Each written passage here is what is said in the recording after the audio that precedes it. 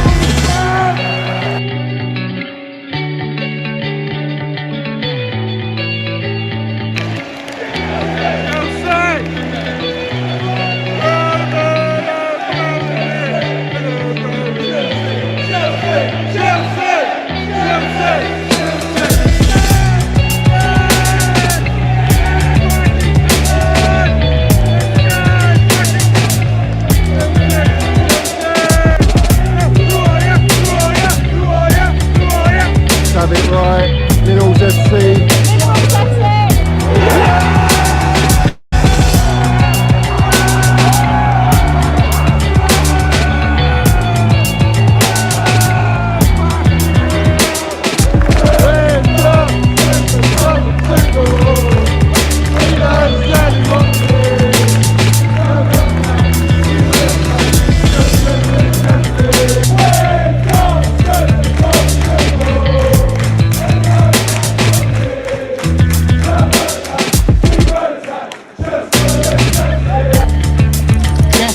You got the minerals, yeah? Love it. Got the minerals, TT. Hey, Johnny's got the fucking minerals, mate.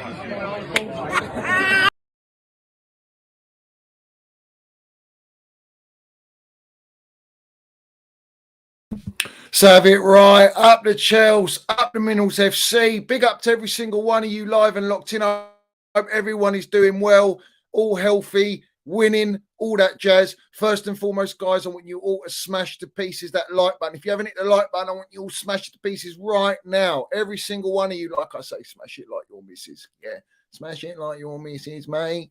All right. And we got the notification bell, ding dong, so you know when I'm going live, all that jazz. And the most important thing is subscribe, guys. If you ain't subscribed to Minerals FC, hit that subscribe button. Get in the chat. The chat is full of golden minerals. You know how it is. It's just fantastic. And obviously, we got the Minerals FC membership scheme. If you want to become a member of the Minerals FC army, and literally it's pinned at the top of the live chat and down below in the description. Now, we always have a blockbuster show. The last two shows have been just lit up. Madness. Minerals landed. Tonight is going to be another one. Tonight we're the truth tellers. We're going to land it as it is, as always. And we've got evidence. We've got plenty of evidence. We've got a lot of speculation happening. We've got loads of things happening. We've got the game to talk about. We've got so many things to go through tonight. It's going to be epic. Yeah, I ain't going to disappoint you. I hope you're all tuned in wherever you are. Some of you at work listening, got your earpods in. Maybe you got your missus about and you got your earpods in. Big up to all you lot listening. You might not want to see my ugly mutt, but at the end of the day, it's what we say, isn't it? That's what it's all about, to talk Chelsea, talk about our club, talk footy, all that jazz. And we got all you guys live and locked in, all you guys in the chat as well. Land your minerals, as always, very important. So big up to Mr. Minerals Medina. I'll quickly run through season here. Chambers in here, Mickey Droyboy, Daniel. We got Phoebe, Gabriel, Jamar Jones. We got Leo's in here. Big up to Leo. Big up to Patrick Bateman, Neil, Lee Taylor. We got British Patriot, Mike Geezer. He says, big up, Johnny. Hope you're well, fella. A lot of envelopes flying about, but I'm hearing Enrique likes the idea of coming to Chelsea, and he's already got plans for the players up the Chelsea. We're going to talk about everything, guys. Toppins, my boy as well. He says, so where do you start? Sack the manager, but keep his staff in charge. What the fuck? Potter's gone now. It's back to Kai slander through Felix, though Felix and Cover couldn't finish a wank. The circus continues, fans, and balled up the Chelsea up Mills FC. The circus continues. We know it, guys. We know it. It is what it is at the minute. You know, it is what it is. It is what it is right now. This is what's happening at our football club, whether we like it or not, whether we like all the brown envelopes flying about and all the speculation. That is what's going on. It's a circus. It's all over the gaff. Big up to Bartek Minerals. Johnny's in here as well. Stu's in here. We got Carefree Kev, all my geezers. Aaron Smith, big up to Aaron Smith. Wads, Cursors in here. We got Chelsea Till I Die, Hydra. All of you guys, I'm shouting you all out. Dale R. Warner, my member as well. Eli Campbell, my member. Everyone, Chelsea Old Boys, as always, my geezer. Land in the middle. Smash the like, subscribe, or a member to the best platform and the voice of our pride of London, Chelsea, up the Minerals FC, up the Chelsea. And as always, guys, we know the tradition. We know the tradition on Minerals FC. We see things they'll never see. And do you know what? It's facts. Not only do we acknowledge, we all know that we're the biggest club in London. We are the pride of London, and we got the 2 stars, and maybe we can go on and get the 3rd this season. Who knows? Magic can happen. Minerals can be landed, and we can do that. But the Minerals FC, the family, the army, yeah, we see things they'll never see. And the thing is, the things that we see, they come out. The truth always comes out, guys. And we're going to expose that. We're going to back everything that I've been saying. It's fantastic. I love it. It's Minerals. And I tell everyone, you have to trust me. When I speak and I say what I say, I don't say it because I'm guessing. It's because of what I know. And that is that's why I'm a danger. That's why we are a danger on this platform to the ownership, to people at Chelsea that don't want the truth getting out because they mask it all with the PR, the brown envelopes, all the journos, all the shit, all the media. It's relentless, and it's always been like that, you know. But Roman was more tactful. Roman kept everything very, very stush. No one knew anything with Roman, you know. And when he did want something known, he'd let it out, and that's it. These guys broadcast it, as always. And like I always say, guys, this is what we're dealing with. We're dealing with Happy Meals, toys. Sometimes you don't even get the toy in the Happy Meal. But the majority of the time, they're giving you a toy, feeding you this manufactured, disgraceful servings, not even on silver platters, mate. This is on them plastic cardboard plates. You know what I mean? Shocking. We don't want to entertain that. But anyway, it is what it is. Big up the Freeze in here. Big up CFC Jack. Nick's in here. We got Red Minerals is landing it in the chat. We got AP. We got everyone in here. Everyone, make sure you get in the chat. Anthony as well, I see. All you guys, land your minerals. Big up Chelsea Dan as well. Big up to Hannah, Alan Hilson, my geezer, John CFC. Everyone's in here, man. And respect to all you guys supporting the channel and landing your minerals in here. We're going to fucking land it tonight. I ain't going to disappoint you. I promise you. Big up to Chelsea Mitchie boy as well. Guys, go and subscribe to his channel and Chelsea Dan's channel as well. Forgot to mention. Go and support them guys. We've got Luca in here. We've got True Blue, Clay, Francis Winters. Big up to you. Big up to Mick O'Dillon. Big up to Mick O'Dillon as well. Big up to you. Lovely to see you in here. Jack Griffin, Tom. Who else? We've got Indefinite as well. Standard. Philip Bailey. Big up to Philip Bailey. Hope you're doing well, my geezer. Lovely to see you in the chat. Shout out to Sammy as well out in Australia. Hope he's doing well. Big up to you guys. Who else is in here? JP the dog. All my geezers. Everyone's in here. So let's land it. Let's get straight into it. Well, you let me know in the chat. Where should we start? Do you want to start on the stuff that come out yesterday? Do you want to start on the game? Do you want to start on the new Gaffer news? Let me know in the chat where you want me to go because I'm ready to pop off. Either way, I'm bouncing, but bouncy. Come on, let's go. Up the Chelsea, up the Minerals FC. Big up to everyone. Hit that like button. There's over 200 of you in here. Smash the pieces that like button. Every single one of you. So I'm seeing Super Frank in the chat. So we got King Bing Romano. Pawnstein himself has come out. And what have they said? Should we get it up, guys? Let's get it up. And when we're going to talk about it, let's get into it. Fuck it. Why not? Let's go. This is going to be a great one. So there's some other breaking news as well. But let's get on to Super Frank for the minute. And this is what's come out. Breaking news very shortly, previous to when I come live. So let's get that up so we can all read it together. So it says here, this is from Fabrizio's, Frank Lampard open to accept Chelsea job until June. Discussions with the representatives are already advanced. Final green light up to Chelsea owners. Chelsea have new round of talks already scheduled with Nagelsmann, Luis Enrique, and long-term candidates. Now, right, let's talk about this. Because the idea of Super Frank coming back to Chelsea for 2 months, arguably, to rejuvenate, to bring the fan base together, to unite the club, the supporters with the owners. There is no better guy. Than our legend, Super Frank. And potentially JT would be the assistant with Super Frank. Unless Super Frank says, no, I want my own assistant. Maybe he brings Jody Moyes. No, Jody Moyes can't come back because he's at Swindon. So potentially it could be JT. Now, this is my thing with this, right? The idea is beautiful. We'll all be buzzing.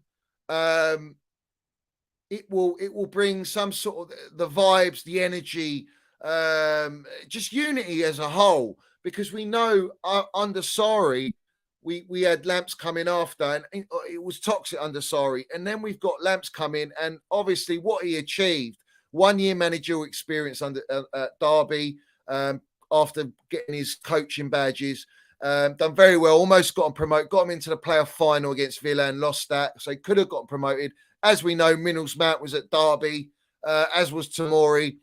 And then we had the transfer ban, lost Eden Hazard, and Roman wanted to rely on his Cobham boys and try and instill some sort of unity.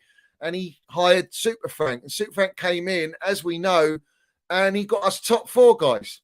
He got us top 4 with all the situations he brought through: Reece James, Mason Mount, Tomori, Tammy, Billy Gilmore, Hughes, Hudson-Odoi. You know how it played out. And he did drop some big players like Rudiger, Jorginho. He did do that. But this is the thing. What he achieved, I will always respect it. I will always respect what Super Frank's done for our club. And to be honest with you, I felt he deserved a bit more time. I never wanted him sacked. That was always my stance. And I got a lot of stick for saying that. But we brought in Tuchel, and I was very judgmental with Tuchel. I was skeptical. I wanted to see what he's about, if he's meant to be elite, this and that. And we know what Tuchel is. He is elite. He's a legend at our club, as is Super Frank. But the thing with this is, right, which will bring me on to Enrique as well, obviously.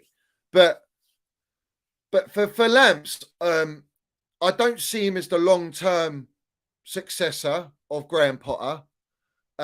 And I think everyone can agree that's not the case. I don't think he doesn't have the experience. But what he can bring is unity, the Chelsea DNA, the Chelsea way, the training, the firing up, the experience that he has is priceless. So he will bring that to the current squad and the new players. At the same time, how has he improved tactically? Has he learned enough from his stint at Everton, from his stint at the second season at Chelsea? Has he improved enough as a gaffer to come to Chelsea at this level where we have a quarter-final awaiting with Ancelotti and Real Madrid, and he's got to be on his game, all right? Now, does he have the tactical nous to outdo Ancelotti? Is it going to be a case of, we're Chelsea, we're not going to die, we're going to go out there fighting? Yes, granted, but you still need the tactics, you still need the game plan, you still need the game management. Is Super Frank going to be able to do that right now in the chaos that we're in? And we are in chaos. He knows we still haven't got a Declan Rice DM. He knows that. All right.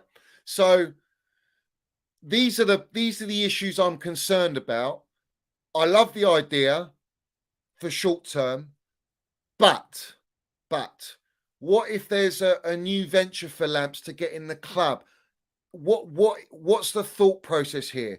Is it just, for me, it does look very much like a fantastic PR stunt by the owners to win the owners, win the supporters' sort of love and trust back onto the owners because of the absolute fuck up that they've made in sacking Tuchel, in bringing in Potter, giving us all this bullshit propaganda that they're going to give Potter a 5-year contract, paying him stupid money, relentlessly backing when he should have been sacked way back after Southampton. Is this just a happy meal with a fucking shiny toy to keep everyone sweet so that they can have more time to reassess the situation, but not in the way that I want it reassessed, to reassess it so that they can go and get their yes man at a better level? Because let's have it right. We all know, it's well documented, that Nagelsmann is not going to come now. He's going to come in the summer. But Nagelsmann's young. I'm not saying he's a yes man, but he can be got to, because he's not headstrong enough for me. He's too young. And I think it's going to work both ways, but it's touch and go. It's touch and go. The way I look at Super Frank coming in, it's going to win us all Chelsea over. We love him. He's a legend. And what he's done at our club is remarkable achievement. But at the same time, I always look at it from a different angle. I look at it from the owner's point of view. And I think like them. And at the end of the day, they are using Super Frank, if they do go down this road, to keep everyone sweet. And I don't like that. For me, it's a red flag. Because you cannot fuck around with a quarter-final against Ancelotti, Real Madrid. Benzema's just scored a hat-trick in 7 minutes. On fire. Vinicius Jr., they've got Modric balling out at the age he is. You cannot muck around. There's no time for child's play. No time for cowboy play. You've got to land it, guys. You have to land it. And at the end of the day, it brings me on to this. It brings me on to this. And this is no disrespect to Super Frank, because I do like it. And everyone will be like, oh, yeah, Johnny's going to be well up for Super Frank coming. He's going to play Minnals Mount. Well, is he? This is my thing. Now, what if he's been told you can't play Mason Mount? What is Super Frank going to do? Because I'll tell you this now. Super Frank vouched for Minnals Mount. Made him captain at our club, was the first gaffer to make him captain, said he's a captain, he's my boy, quote unquote, he's my boy. So if that's the case, then Super Frank's got to be true to himself and true to us supporters, and he's got to play the Minnals Mount, because we all know that's his boy, that's his baller. He builds his team around Minnals Mount.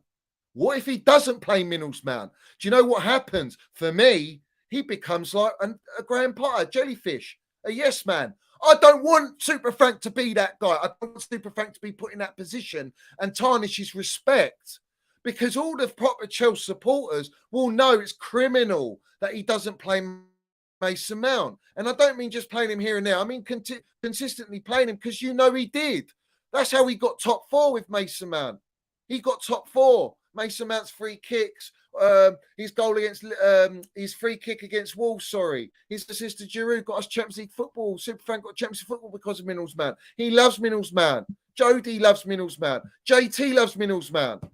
Although JT's a little bit, I found it a little bit wishy-washy. He was full frontal with Minnals Mount being captain, and ever since all this stuff's happening with the contract, he's gone, oh no, Reece James is captain, out of the blue. So I don't know what to make of that. But at the end of the day, in this game, guys, I want to set the record straight. And I'm going to say it as it is, because I'll say it, and I'll land the. That's why I'm the Minnals FC, because I don't give a shit. And I'll say it how it is. But everyone in this game in football, every single one professional in football, you can look at players, you can look at managers, you can look at technical directors. They're all in it for themselves. All right? At all costs, they care about their direction, what they can gain out of the situation. And I'll give you a prime example. Paul Winstanley has thrown Graham Jellyfish Potter under the bus. And I did say that to you guys. He will. He doesn't give a fuck. Do you know why? Because he's at Chelsea. He's made his big move from Brighton to Chelsea. He doesn't care if Graham Potter's there or not, even though he's part of his whole backroom team. Everyone's a backstabber in this game. Everyone is. I just don't want it to be my legends, because there'll always be legends on the pitch, but I want that reputation, that respect fulfilled if they come back. I want them to be true to themselves and know and speak and do exactly how they've been talking. So if he doesn't play Minerals Mount, we all know what the situation is that the owners are still calling the shots, which they are. They still are. Let's have it right. The game against Liverpool, I'm sorry, guys, I'm going to freestyle, but everything backs what I'm saying. But last night's game was a carbon blueprint copy of Jellyfish Potter. I mean, it might as well be a bald Potter in the dugout. Let's have it right. The substitutions were atrocious. Everything about, we create chances. Yeah, loads all for all the XG porno stars. Yeah, you XG porn merchants. Yeah, the XG's great. No fucking end product. No real patterns of play. In fact, it was only N'Golo Kante elevated us because he's world class. So fuck all you wrong'uns that wanted N'Golo Kante sold, yeah? Everyone wants him sold because you think he's a baller, he's irreplaceable. And we'll get on to N'Golo Kante, but you do not sell N'Golo Kante. There is no other player in the world football like N'Golo Kante. He covers every blade of grass like no other. Let's have it right. But anyway, I'm going to get onto the game, but I don't want to sidetrack too much. Make sure you're liking as well, guys. Hit that like button. We've got over 250 of you in here. Smash the like button. You're not going to be disappointed, I promise you. But let's have it right. It was a carbon copy. They've got this guy. He's got no experience in the job. He's basically Potter. And I'll tell you why. Yes, he didn't play Mason Mount. Mason Mount, guys, is 119% fit. He's been fit for God knows how long. He's been on the bench. In fact, if you're not going to play him, why have you got him on the bench? Why are you adamant to play Conor Gallagher? Why? Why are you playing Mudryk wing back again? It's all the same tactics, it's all the same game plan as fucking, what's it called? Potter. So it only tells me that the instructions from the ownership is still there, live and kicking. Yes, man tax is real. But this is my thing. Let's get on the yes, man tax. Let's get on that. So, yesterday, we're going to land the Minerals. Plenty in the squad concluded that Potter was a yes man. Senior players assumed visits from Eghbali and Bowley in training were an attempt to micromanage the squad. I love landing the Minerals. Do you know what? I've been saying it for 2 months. Yes, man. 2 months or a month and a half. You go back on my streams. I told everyone he's a jellyfish yes man. All right. He's been micromanaged. Potter is not a shit gaffer. He knows how football works. He's not stupid. He hasn't been allowed to manage this squad. He's been told what to do. Yes man tax is real. And I landed it and I stuck by it and I know what I'm talking about. So don't ever doubt the Minerals. Never doubt the Minerals, because when I land it and I stay true to myself, because I will never tarnish my reputation. I will never, ever go down that road for the sake of clicks. No chance. Yeah, let's have it right. What I do is to tell the truth and be honest and spread the correct narrative. Whether it seems toxic or not, the truth hurts. That's why it seems toxic. Everyone called me toxic about saying that. Well, funny enough, all the wrong'uns, all the brown envelopes had to tweet that out yesterday. You're all in the mud. You're all in the woods where you belong. And you gave me shit about it, calling me a clown. I think you lot are the clowns. And the fact that you knew it and you didn't want to say it because you couldn't say it, but you only came out because Potter got sacked. That's why all this stuff comes out. That's the whole point of this game. The truth always comes out. And then we go on to this. Although Todd Bowley is a public face of the ownership and there is a partnership, the true power lies with Begdad Eghbali. Facts. Begdad Eghbali is as enthusiastic and emotional behind the scenes. He drives the decision making, guided the co-sporting directors. In the end, he too was just unconvinced with Graham Potter. Bullshit. Eghbali, you appointed him. You see, you hide behind Todd Bowley, but in reality, Todd Bowley's the 10% merchant. He's the clown. That's the face. But in reality, yes, Bowley's leading it, so-called, Graham Potter, but Eghbali's just on the same level, exactly same level. So don't buy into that nonsense, yeah? All right? Begdad Eghbali is an enthusiast and emotional. So we know this, yeah? He's an enthusiast. I'll tell you what he's an enthusiast. He's carrying, I don't know what's wrong with these guys, billionaires. What's he carrying a little handbag for? I don't understand these guys. You're a billionaire. Where's your swag? Where's your class at? It's beyond me, man. In fact, that handbag gives the impression exactly how they're fucking running our football club. It's joke. It's wishy-washy, no backbone, jellyfish, fucking no minerals, circus clowns as you like. Let's have it right. It is what it is, guys. It is what it is. But anyway, let's go on to the next one. Plenty's in the squad, and look, everyone in the chat, in the comments, Johnny Mills was right. Damn, here's your prop to you, mate. Turns out you were more father seeing than some Chelsea accounts on here. You know, it's like, why? What? You know what it is, right? All the other accounts, they can't go down the road I go down because they got a reputation to look after. They earn a living on it, and I'm not blaming them for it, but sometimes, like I'm saying with Super Frank and Minerals Man and JT Minerals Man, if they do come in a job, or even if it's an Enrique or whatever, and we know that Minerals Mount's the ball, he's called Johan Minerals Mount for no reason. He's not been compared to Johan Cruyff, Scholes and Lamps for no reason, because he's got all them traits. He's a hybrid. But this is the thing. This is about staying true to yourself in what you believe in what you believe, what your philosophy is, what you believe is the players that you want to play. You have to stay true to yourself. And I'd stay true to myself, and that's what I do, and I'll never do anything less. But the other platforms, they don't.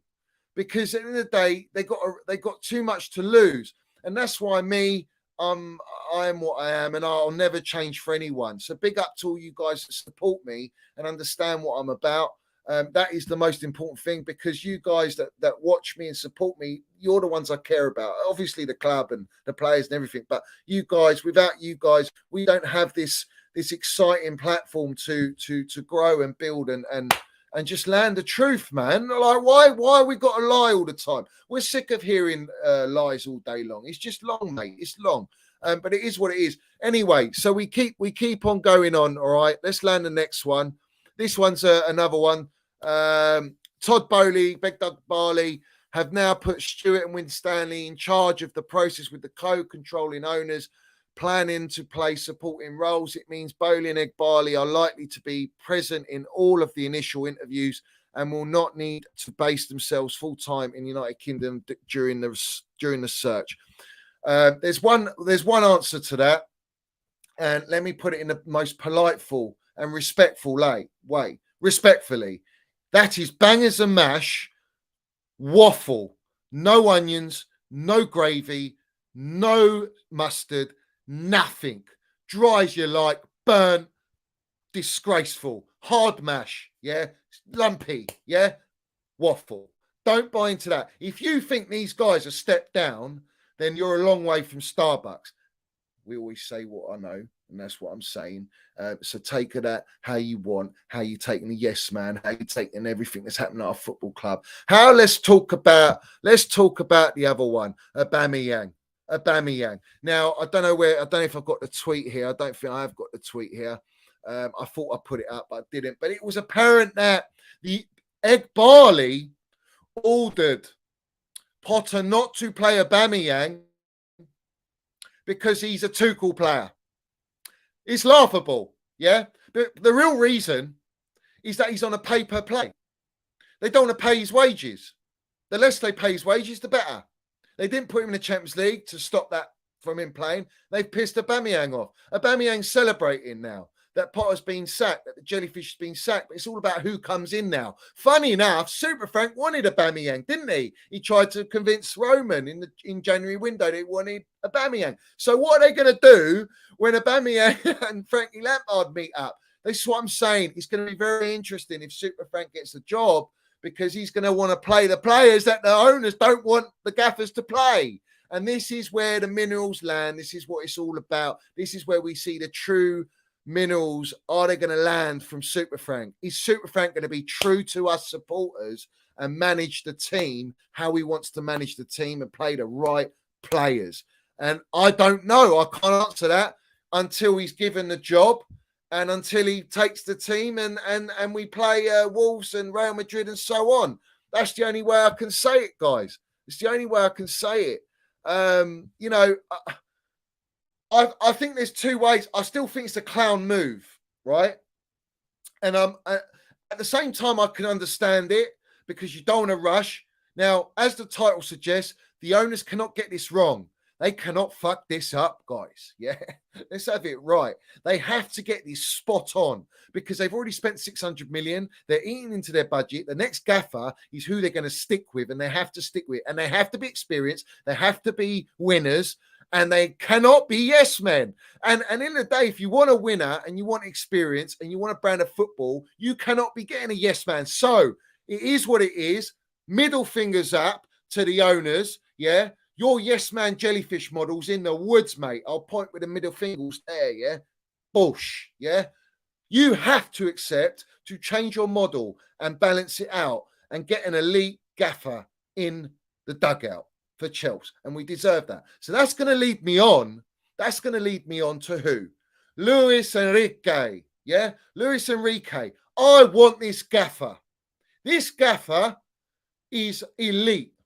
This gaffer, his mentality, his everything about him, his philosophy, the way he plays football, his aura, his mentality, everything about him is spot on. It's exactly what Chelsea need. He will be able to develop youth. He will be able to implement a sexy style of football. He's an attack-minded manager. And let's have it right. You want to talk about gaffers, yeah? You want to talk about gaffers. You can talk about, oh, he's only done it at Barcelona. But let's have it right. He won back-to-back La Ligas. He won Champions League. He's one of the very few gaffers to win the treble. He's won the treble, yeah? All right? But let's compare him to Pep Guardiola and the GOAT himself, who they've all learned off, Johan Cruyff, yeah? The Minerals, Johan Minerals Cruyff, right? Wins 80. For Luis Enrique, Guardiola 71, Cruyff 60, draws 11, 19, 23, losses 9, 10, 17, goals scored 282, 242 and 201 for Cruyff. We got goals conceded, the least amount of goals, clean sheets 51, the most clean sheets, failed to score 8 times, same as Pep 70. I mean, that is the levels we're talking. That's the levels you want at Chelsea. So what have we heard today, guys? We've heard that Enrique's given a PowerPoint presentation. He's instilling his philosophy. He wants it his way. He's not going to accept any other way. He's happy to work with players, but he's not going to be force-fed players that he doesn't want. He's got his way of playing. He's trying to instill what his philosophy is, and that's the way he wants it to be, and he wants to fall back in, all right? Now, he's not saying, I want all these players and you have to get me all these players. No, he's not going to say that, but he wants the control, and he's going to want the control on the pitch, guys. He's not going to want these owners giving it the big and saying to him, you can't play this player, you can't play that player. Oh, that one's got a contract. That's one. No, he wants to play the right players, the best players in the right tactics, in his formation, his brand of football to win games and win trophies. He's a winner. He wants to win. He wants to compete. He doesn't want to go to a club where he can't compete. So if he sees that we can't compete and his owners are clowns, he's not going to take the job. It's as simple as that. I want this gaffer. This is the gaffer I want. He's at the right age. He's at the right stage of his career. He wants to come to the Premier League. He can speak English. His philosophy's proven. He's the most attack-minded manager. He's the closest thing you'll get to Pep Guardiola and Johan Cruyff. Let's have it right. Why can't we have that at Chelsea Football Club? Why the fuck not? You know, if Pep Guardiola left, let's say Manchester City fired Pep Guardiola, argument's sake. Pep Guardiola's the first one they're going to. First gaffer they're going to go to. That tells you everything you need to know. In fact, Manchester City's model, they hired an elite gaffer. We haven't. We've hired a fucking mid-table mentality jellyfish, yeah, because they can control it. Now they know that model doesn't work, that model's in the mud. They're in the mud. Bowley, where was Bowley, guys? Bowley was nowhere to be seen. Let's have it right. Bowley's been nowhere to be seen, guys. Yeah, since the sacking of Graham Potter, we haven't seen Bowley, have we, guys? But I'll tell you what we have seen, and let me get it up because I do want to get it up. Where is it? Where is it? I've got to get it up. I'm sure I saved it. Maybe I didn't. I don't think I did. So there's a clip of Egbali walking after the game like Bowley does. And he looks and he ignores them. Bowley, on the other hand, big bollocks I am, you know, I'm the leader of the pack, has to give it, you know, all this jazz. All right. Egbali doesn't. But the reason Egbali doesn't, he's trying to be the Don because he's the one pulling the strings. But at the same time, he looks like an absolute clown. And at the end of the day, I know he's in charge. Bowley's just the face. So at the end of the day, it is what it is. Take it how you want. But he needs to put that handbag down. It's not a good look, is it, really? It's not a good look, guys. Sorry, guys, I'm not paying attention to the chat too much. Big up to everyone in here. I hope you're all doing well. Land your minerals. Indefinite land suit. He says, Lamps, Drogba, check, JT are anti-no yes men here. Well, that remains to be seen, guys. That remains to be seen. Do you know what it is? It's not that I don't trust Super Frank JT. I don't trust the owners. I don't trust the owners. But the way I look at it, if I'm Super Frank and I'm getting told what players to pick, do you know what I'd do? I'd go, do you know what? I'm here for 2 months. Fuck off. I'm playing who I want. I want to win. I want to win the Champions League. You know what? It would be an absolute dream. I mean, a dream. If Super Frank led us to win our 3rd Champions League, I mean, that would be fucking... I would want that. Just for that, I want it. I want it. You know, but it's sentiment, it's love of Super Frank and JT and what they bring. But let's have it right. This is not Chelsea at the minute. What's happening at Chelsea? Tuchel said it as well. He said this is not the same Chelsea. So Super Frank JT know full well this is not the same Chelsea. So we're relying upon them to instill the old Chelsea, that mentality. But that mentality's gone. It's gone because these guys upstairs destroyed it and took it away from us. Blood sucked us dry of all eliteness. Do you know what I mean? Of all elite, not eliteness because we're an elite club, but I mean elite mentality. That's what they've done. That's what they've done at our football club. So it is what it is. But I mean, like, no one's going to say no to Super Frank winning the Champions League for us. I mean, absolutely not, guys. But let's talk about a gaffer. And I want to play this. Because for me, this is something that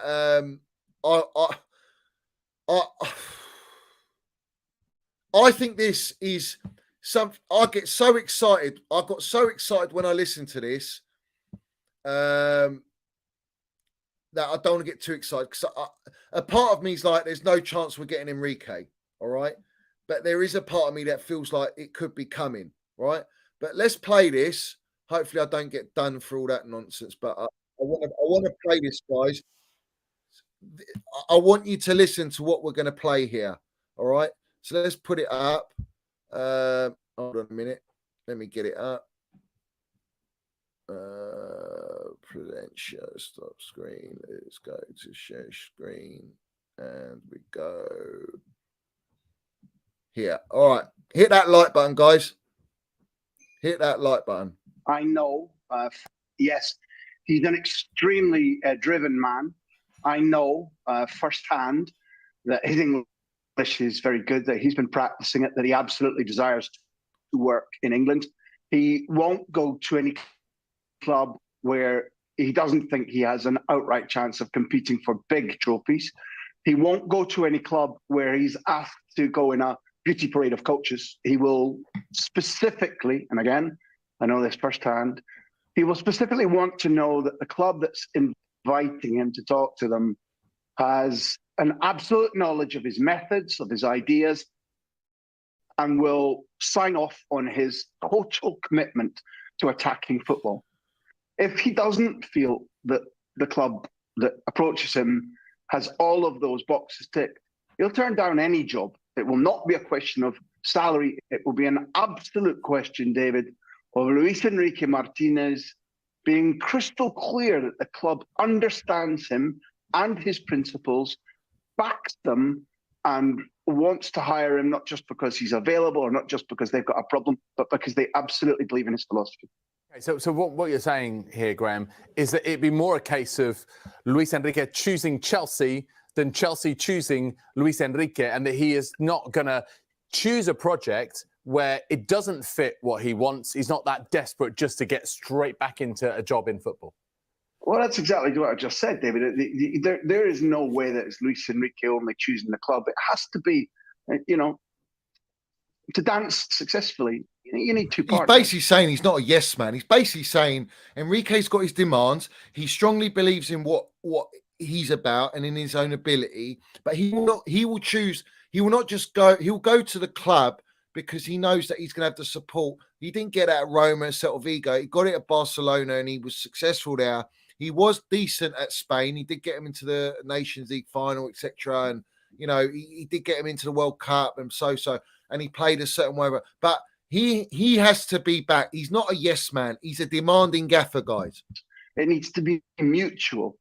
All I'm expressing is that if anybody is saying that Luis Enrique, because he doesn't have a job currently, is desperate to take any old position, or if anybody's saying that it's because Chelsea or say Tottenham would pay him a gigantic salary, those are not the main criteria for Luis Enrique Martinez. Let everybody be absolutely clear. He plays attacking football. It will always be about high pressing, constant pressing. It will always be about clubs who want to have attacking, daring football. He will always say, wherever he goes next, when you hear his press conferences, introductory, pre-match, post-match, you will hear him saying, and in crystal clear English, if it happens to be in the Premier League, or perhaps even at Dodgy one day in charge of my beloved Aberdeen, the truth of it is he will always say, if my team is winning 1-0 or 2-1 with 10 minutes left to go of the FA Cup final, the Champions League final, they will be told to play forward, to attack, to press. He will never play defensive football. He feels he's in a school of maybe 3 or 4 coaches around the world who are absolutely committed to attacking football. Pep Guardiola, Johan Cruyff, to name the 2 specifics as we see on the screen. And I'll put it out because I want everyone to see those figures there. But those are the two. And Johan Cruyff is the GOAT. He's the master. Do you know what I mean? He's the minerals general. Pep's learned off him. Pep Guardiola's learned off him, as is Enrique, even Ten Hag. So you could even put Ten Hag in that bracket in a sense, but I don't think he's as relentlessly attacking as an Enrique. And Pep is sort of like adjusted to the Premier League. So I think this is a guy I want this brand of football, and this is the right gaffer for it. You don't find gaffers like this in world football available, especially right now, who's been out of club football for a little while because he was for Spain. But you don't come across gaffers like this. This is someone who has his demands and he knows what he wants, and he won't take anything less, and he will not let himself down. He will always respect his beliefs, and I respect that, and that's what we want at Chelsea. Guardiola, of course, being one of them.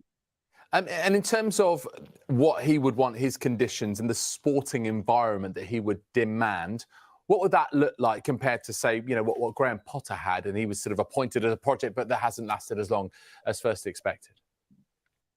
That's never going to happen. We need more goals. That's all. Sorry, lads. Let me just mute that. We can get cracking on. Well, this is what it's about. Wait for this next bit. This next bit for me is this is what makes me fall in love with a geezer. Not easy. I've been at Chelsea training ground when Graham Potter was the manager, but I haven't witnessed his training sessions. So the direct comparison would be guesswork for me. I've been at very many of Luis Enrique's training sessions. I know him personally, away from this profession. His idea is that players commit completely to him, to his disciplines, to his ideas. Players under Luis Enrique are always given a chance to flourish, to be their best version. But if they don't follow his instructions about what they should do on and off the ball, how they should press, how quickly they try to play forward passes, how fit they are, how well disciplined their lives are, then those types of players, of whom I think there are increasingly few, those types of players won't flourish. Any footballer of any age or any ability that has managed to get to the club that he coaches next, if they have a rapacious appetite for training, for discipline, for understanding his fairly straightforward tactics, they are complicated to execute, but they're very simple to understand. Footballers who are disciplined, ambitious, who are good at timekeeping. I think the players are not the problem. It's the ownership that are not ambitious like this, and that's what makes me skeptical about us getting Enrique. I just feel like this goes against everything they're trying to do, but at the same time, they need to collaborate with the right gaffer, and this gaffer is the right gaffer. And when I mean collaboration, you need to collaborate with instill his philosophy You can still integrate what you want to do, but you fucked it up already. You cannot go back to how you done it. It doesn't work, and it will never work, and you'll just lose money. Suits and boots will buy out anyone who's making these decisions, and then you're going, well, they can't buy out of Barley because he's obviously one of the heads of the capital, Clear Lake Capital. But this is my point. They can't afford it because they want to be sustainable. They want to be self-sufficient in the years to come and make profitability. Well, Luis Enrique, if you give him the right place, give him what he wants, and he's successful and he instills a brand of football, what are you fucking moaning about? Get on it, land it, and go and hire this guy. Those who want to win trophies and follow his instructions as to how, they'll flourish. And in my experience, they'll have the time of their lives. Very few coaches in the modern era have won a treble. Luis Enrique Martinez has done that at Football Club Barcelona. Anybody, literally anybody who witnessed the football that his Barcelona played from about January to May in the year that they won the league, the Copa del Rey and the Champions League, will understand that it's some of the most spectacular football ever played.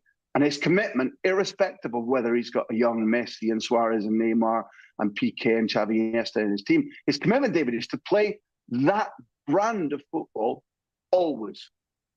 And what about him as a... Let's have it right, guys. This is what we want at Chelsea. Why does Man City have to take it? You know what? People, listen, I put him in a bracket like TT, all right, Luis Enrique. This is why I want him. I want him over Nagelsmann. I'm not saying I would be like, oh, no, it's Nagelsmann. No, I can understand that as well. But for me, my preferential choice is Luis Enrique because there is something about this guy when he's on that touchline. I've watched his training and his training methods, and they are militant, they're elite, but he's going to talk about him as an individual, as a human, as a professional, how he is with philosophy. And this is very important as well because TT was charismatic, TT was fiery. So have they learnt their mistake? This is the big question. Have these clowns upstairs, Tweedledee and Dumb, learnt from their mistake and thought, shit, we did have TT. Now we have to go down that route. And this is the best gaffer you're going to get. The closest thing to a Pep, a Tuchel, anyone of that elite level, this is the closest. Even Ancelotti. I mean, Ancelotti's unbelievable, but he ain't coming to Chelsea.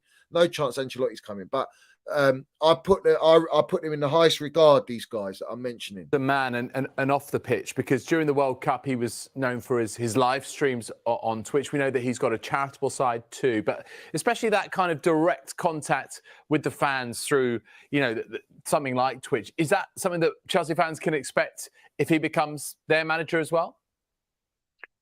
No, I suspect not. The Twitch was an idea brought to him by his son, who's an extremely clever, agile, modern young man. They raised something like 30,000 from that Twitch. That was Luis Enrique's share of it. He donated it to a charity that fights against childhood cancer. Yes, he has a charitable side. He's an extremely interesting man, buoyant. He's electric to be in company with. His football knowledge is extensive. He's been watching Premier League football closely for a very long time now. He's a guy who you and I grew up in Britain watching managers who were sergeant majors, who led, and you followed their instructions. There's a part of Luis Enrique Martinez's character that's like that, but equally he's an extremely good coach. He's a very good communicator. There will be, I think, a large majority of footballers who work under him in the future, and I think the majority of those who worked under him in the past, who are inspired by him, who we use crude terms in Britain, I think, like you'd run through brick walls for him. In his human side, in the way in which he communicates, my belief is that he is genuinely inspirational. There are very few people like him, and I think it's only the slackers or the ones who feel that they are afraid of attacking football, who won't find themselves improved by him. Under his reign, Spain reached the semi-finals of the European Championship, outplayed eventual champions Italy, went out on penalties. They reached the final of the Nations League, were very cruelly beaten by France 2-1, having led. They've reached under him the most recent semi-final of the Nations League. He's been a very, very successful international coach. As I say, his work at Celta Vigo, at Roma, at Barcelona, all of them showed very clearly for anybody who wants to hire him how his football will look, what it will be like having him as an employee. But say again, David, he's not the kind of man who'll go in a beauty parade of 3 or 4 or 5 coaches and try and pitch. He will say to any club that wants him, if you want me, come and get me. Yes, I'll talk to you. Yes, we'll talk through the terms, but it must be me that you want, not sieving amongst 3 or 4 candidates. He's very clear-cut, very determined, very dogmatic about that. Let's have it right. That's what I want at Chelsea, guys. That's what I want at Chelsea. This is the gaffer I want. This guy knows him on personal level, out of football and in football. He's also sending a message to the supporters. He's sending a message to the Chelsea owners. Having met him, there's touts that he's in London, and then there's a clip of him at an airport and he's not in London, but he's laughing. Well, of course I would. He goes, "Oh, would you want to beat Real Madrid for Chelsea in the Champions League?" And he laughs and he says, "Well, if you're not doing the Gerard Romero dance, then do you know what I mean?" And jokes like. So I think he has been in London. I think he's in contact with Chelsea. I think it's hard to say. It's hard to say, or whether this is all a bit of pantomime. But I think the 2 strongest candidates are Nagelsmann and Enrique. Enrique, you don't have to pay anyone off. He's free and he's available. As Indefinite says, they could hire him now. Why delay? They want Nagels, Clownman, whatever. I just think that they have to be absolutely sure with this guy that they know that they can't fuck around. They can't tell him who to play and all this. And he's given a player by player analysis of how he would use them. I mean, that is what every gaff should do that. I don't think Potter did that because Potter just got given a job free nilly willy. But this is the thing. Enrique's that guy, guys. And why don't we just get him now? Listen, Enrique, get him in the Minerals General. He doesn't have to manage at Wolves. He can have training and then go to the Real Madrid Bernabeu and we kick on. And it's like a pre-season for him. Why are you wasting time getting Super Frank and JT? Because what, you want Nagelsmann? But what's Nagelsmann actually proven? He's not anywhere near Enrique. He's nowhere fucking near that level. And Enrique's got a style of football that is beautiful. And we know Pep Guardiola's successful in the Premier League, so we know it can translate to the Premier League.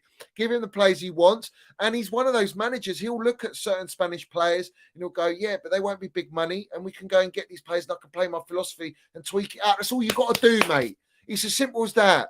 You know, honestly, it's fine lines at the minute at Chelsea where this ownership are going. But as I stand, they are controlling this club. They are making all the decisions. The directors, Christopher Vell, where are you hearing Christopher Vell? You're hearing Paul Winstanley and Lawrence Stewart. Long way from Starbucks. They ain't got no fucking say. The ones that have got to say are the owners. Yeah, the 2 guys, Bowley and Egbali. They're the ones calling the shots, whether you like it or not. They need to let go. A message to you 2, you need to let go. Let the footballing professionals do their job. That's what it's about. And the only way you can run a club and be successful is by winning. Yeah, you have to win. It's a results game. You cannot bring in just some manager and just coast along and make profit on players. Your players ain't going to be as profitable as you can make them if you allow an elite gaffer to come in and actually develop these players, these young players, and integrate a little bit of experience. And then you'll actually have a blueprint now and a backbone with an elite gaffer leading the right direction, right philosophy that you can instill for the future years as well into Cobham and go and win titles. And the more successful you are as a club, the supporters are buzzing, you're making more money because you're successful. That should be the vision. That's ambition. That's seeing it through the eye of the fan. But the eye of the fan is not what they make us believe. It's waffle. It's a smokescreen. It's a PR stunt. Because the eye of the fan will tell you now you've sacked an elite gaffer that you had that you could have done all of this with in the first place. You've brought in a beans on toast, no butter, no nothing, no bubble, no bacon, eggs, anything, yeah? No hash browns, nothing. Dry as you like. No salt and pepper for that matter. And you brought this guy in mid-table mentality, and the mid-table mentality gives you what, guys? Gives you what? You know, it gives you absolute, and I've got to get it up. It gives you mid-table results and mentality. That's what it does. And we are now sitting 10th. 11th. We're in the bottom half of the table.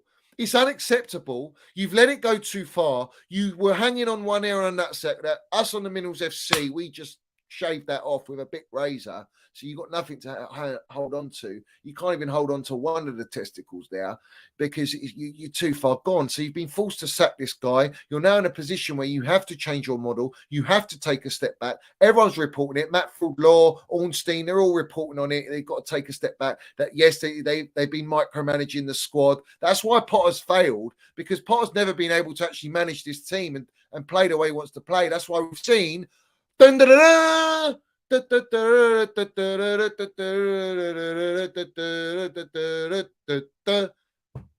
patterns of play, nothing, because the clowns are running the team. So now Potter, he's gone.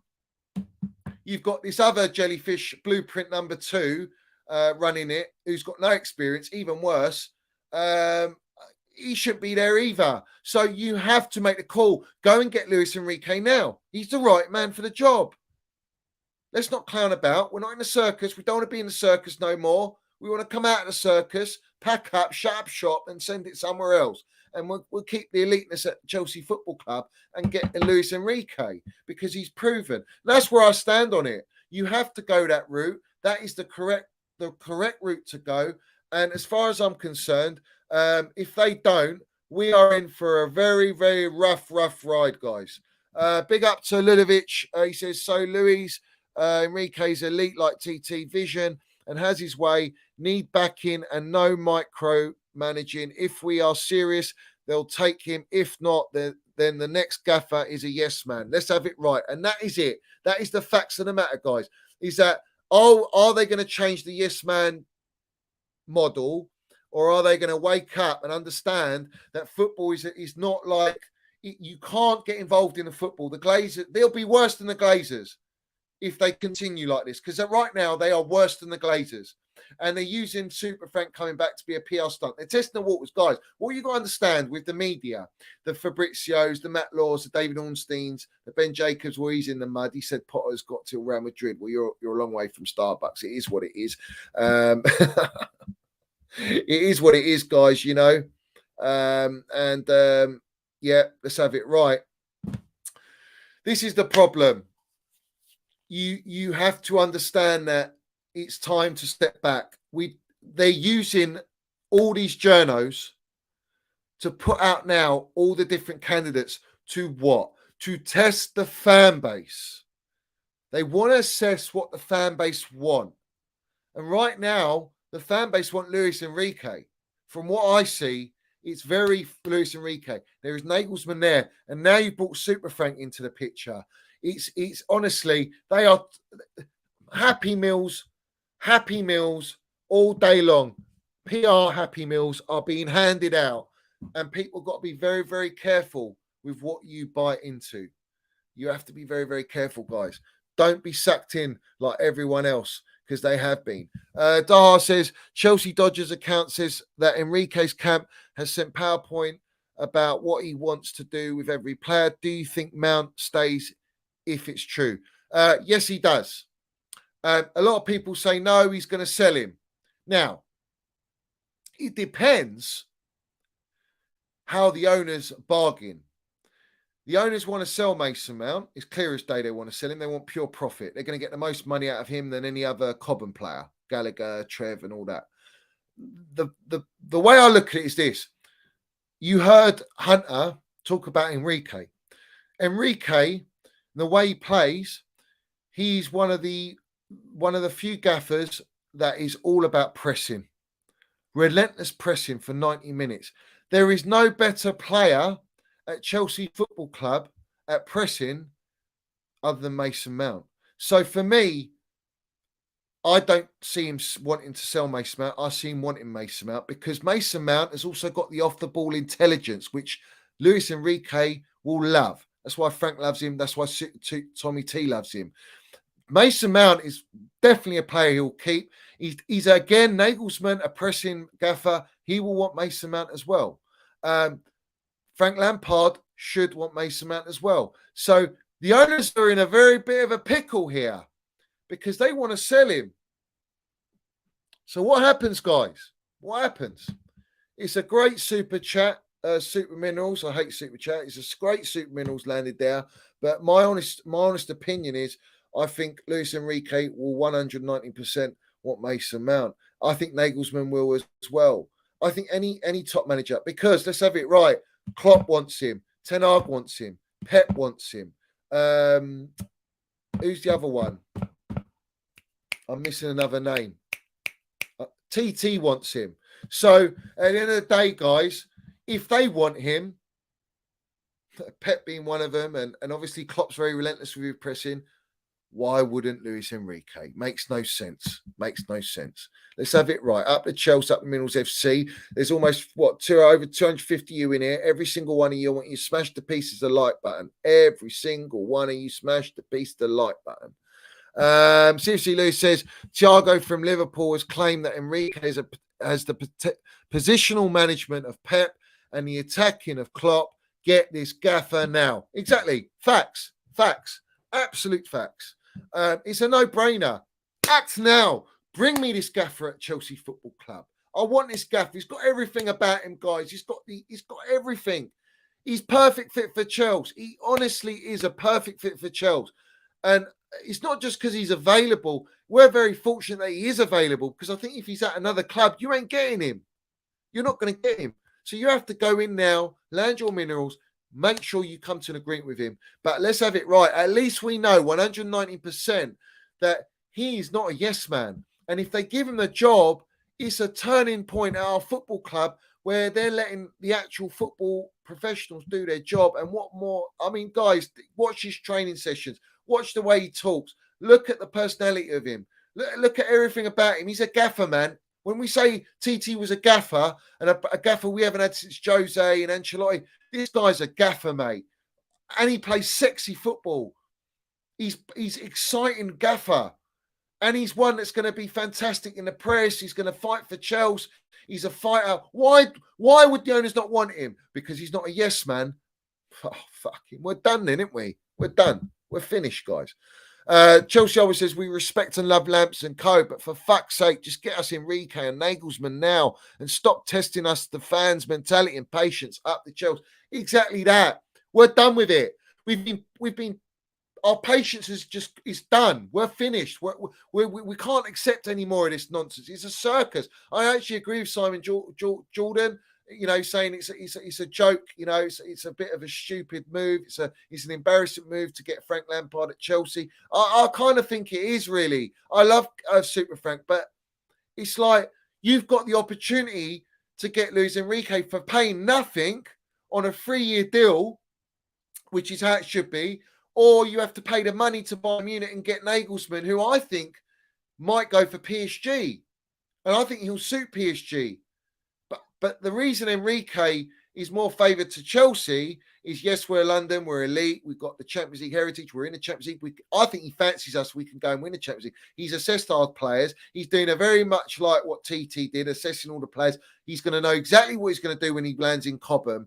That's the fucking minerals I want at Chelsea. I want exactly what we had with TT, and we can have it with Enrique, with a sexier style of football. You know, well, it's a no-brainer. Egbali and Bowley, stop playing around and do the right thing. Forget this Red Bull. You can still implement a Red Bull philosophy and model financially, and the way you go in the market, but do it with the right players and do it with the right gaffer. You ain't been dressing us right. You're spending all this 600 million, but you ain't dressing us right. Now you've got the chance to dress us accordingly to how we should be. You know, elite dressing with the right gaffer. And Luis Enrique is the perfect fit. We should be doing this deal now, getting him in now, and having him in for Wolves game. He'll be straight in there. And he knows exactly what he wants, and that's what we need. And do you know how important that is? Because when he lands in combat, the players will just be automatically gravitate towards him. They'll do whatever he wants for him. They'll go through brick walls for him. They'll run through the woods for him. Do you know what I mean?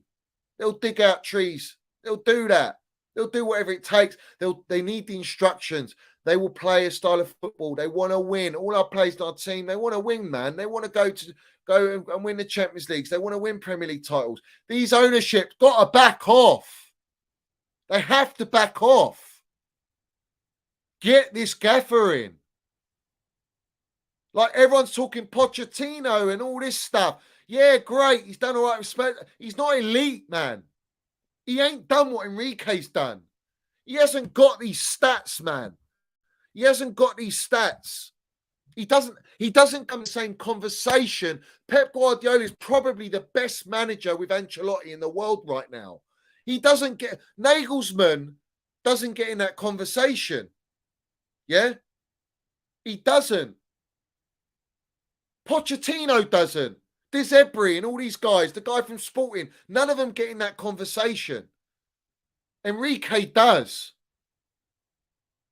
You know? TT does.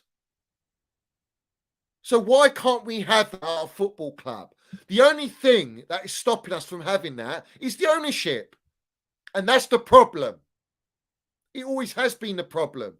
And I told everyone, this is the moment where it's going to be the right path or we're going to go down the very dark path. And I don't want it to be the dark path. Us as supporters, we have to be together and we have to stress that we do not accept anything less than this type of gaff with Luis Enrique. I want this guy at Chelsea. I haven't been this passionate about having a gaffer since trying to fight for TT. Yeah? I want this gaffer at Chelsea. You know, everyone talks about how City play this, City play that, Liverpool play a certain way of playing. Why can't we have that at Chelsea? And why can't we do better? Because we can. We got ballers. Man, he'll cook with Enzo Fernandez, mate. Yeah? He'll turn him into prime Iniesta, bruv. A bit of Xavi in there. He will use the Johan Minnels Mount. He will get the best out of Kai. He'll get stuff out of Mudryk. He'll get the best out of Reece James and fucking... He'll have Thiago Silva there. Fofana, what a baller Fofana is. He's got better... Listen, guys, you know, and then he'll bring in other players. Listen, there's word of mouth that Gavi might be available from Barcelona. If we get Luis Enrique at Chelsea, we can entice Gavi at Chelsea. And we've got another young player that's going to have an astronomical selling profit margin for the owners. They buy into that. Why can't we do that? Everyone's wanting Pochettino, bruv. Like, is that the benchmark? Are we really bringing that bottle job mentality to Chelsea? I want elite mentality. I want someone that's ready to win. Like, Nagelsmann's only done the Bundesliga, but he's German, it's Bundesliga. He's not a strong enough sample size for me. All you've got with him is that he suits the Red Bull model. That's not enough. It's not enough. I want Luis Enrique. That's the message. We want to send that out to the owners. That is what Minnels FC Army wants. I know you guys in the chat, everyone wants Luis Enrique. I've seen enough of Luis Enrique to know that I want this guy at Chelsea. He's the right fit at us. I want Enrique. There's nothing else to say. That's it. It is what it is. You know, you're not going to get Hansi Flick. And I think Hansi Flick's even more, I don't know, maybe he's a bit like Enrique in the sense of the character and the headstrongness, but we need a headstrong gaffer to be able to land the minerals on these players, guys. But for me, Enrique's the one. Enrique's the Don. He's the gaffer I want because you're buying a whole product. You're buying a brand. You're buying a philosophy. You're buying elite mentality, a winning formula. You know, they'd say that he played more beautiful football and entertaining football, winning the titles with that Barcelona team than Pep Guardiola, bro. Yeah? That's why can't we have it? Let's bring it up. let's bring up Guardiola, what he says about Luis Enrique. And I don't want to make it all about Luis Enrique because obviously we've got a lot of other things to talk about. But I want to bring this up very quickly. So let me get it up. 1 second.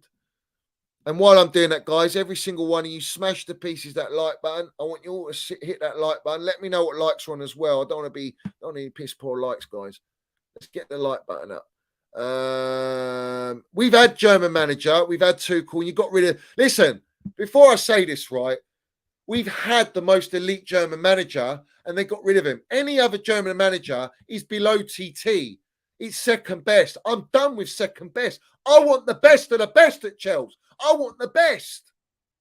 We deserve the best. We deserve a Luis Enrique. We deserve this brand of football. We've tried Sarri. We've tried all these gaffers to play this beautiful football. Why can't we fucking get Luis Enrique? And he's available right now. He's ready. He's talking. He's sending everything he wants. Give him what he wants. All right. Work with him. Collaborate as you should collaborate. All right. Together. Yeah. That's what we should do. That's the message, guys. 168 likes, guys. Let's get to 250 likes. What's wrong with you guys? Big up to every single one of you in it. All right, let's land this one. I want to just quickly this. So sad. Pep Guardiola on Luis Enrique. Because we're going to miss the perfect trainer from Barcelona for his personality, character. He's 3 years, only 2 years, and now 3 years. He played unbelievable football and with unbelievable players. So that is the point. The second one, if he decides that, I understand him completely. And of course, I wish him the best. It's just like a fun from a membership from Barcelona, just to can say thank you for all I've done in these 3 years in my club. That's what it's about, guys. That's what it's about. He's got full respect from a world-class gaffer. And that's what we want at Chelsea. We want world-class. And what Hunter said, what I played earlier, he said, if the players are hungry, he will raise their levels. He will do what Tuchel did. Tuchel turned a lot of mediocre players into fucking top players. You know, he used Loftus-Cheek as a wing-back and he had a Bernabeu masterclass. He took Timo Werner and used him positionally, fantastic for the team, for the benefit. He still raised levels. He still got the best. We played as a unit. We were feared as a club. Anyone who came against us, Pep Guardiola got done how many times? Klopp got done. Everyone got done by Tuchel and our Chelsea. And he never built a team in his image. If we build a team in Luis Enrique's image, we will be feared, guys. We will be an animal. And we will enjoy watching us. You know, there's one thing playing Simeone football and winning and playing pragmatic football and winning, but to win and play beautiful, attractive football, that's what I want. I've always wanted it. Big up to Colin. Of course, Enrique wants us. Look at our team up the Chelsea. Exactly. We've got some wonderful players, some talents, guys. We've got some real talents. And we can, the fact that we can pull this gaffer, the fact that he wants to come to us tells you everything you need to know. He's gone to Barcelona and he's managed, that's his biggest club he's managed. And he wants to come to the Premier League and he wants to dominate the Premier League. He wants to come head to head with Pep Guardiola and land it, bro. That's what I want. If you have a elite gaffer like Enrique, etc., you sign anyone in the world as well. He pulls any player in. It's a no-brainer, guys.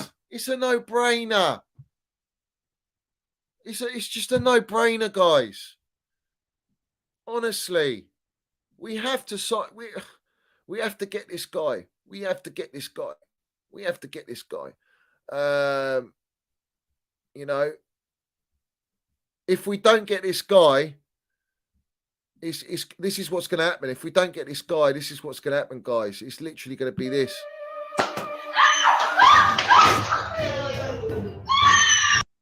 Yeah. If we don't get him, it's that, guys. Literally. The owners, that's what's going to happen to him. Yeah, that's what's going to happen to him. Shocking.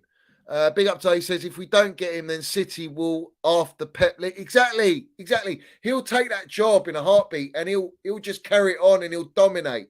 He'll absolutely dominate. That's the problem here, guys. So anyway, That's my stance. I don't know. Let me just have a look, see if there's any breaking news. Messi described Luis Enrique as one of the two best managers he's played for, the other being Guardiola, while Guardiola remains that though he has played against many great footballing sides as a manager, Luis Enrique's Barcelona and Jurgen Klopp's Liverpool were the best he's ever faced.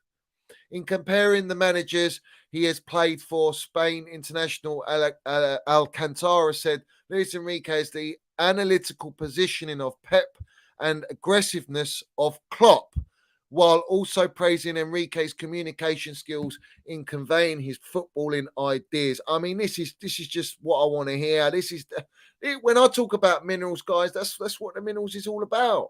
That's what it is, guys. You know,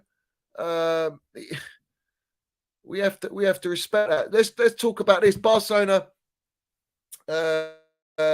Lionel Messi revealed the men who he considered to have been the best coaches during his 17 years was Guardiola and Luis Enrique. We know that.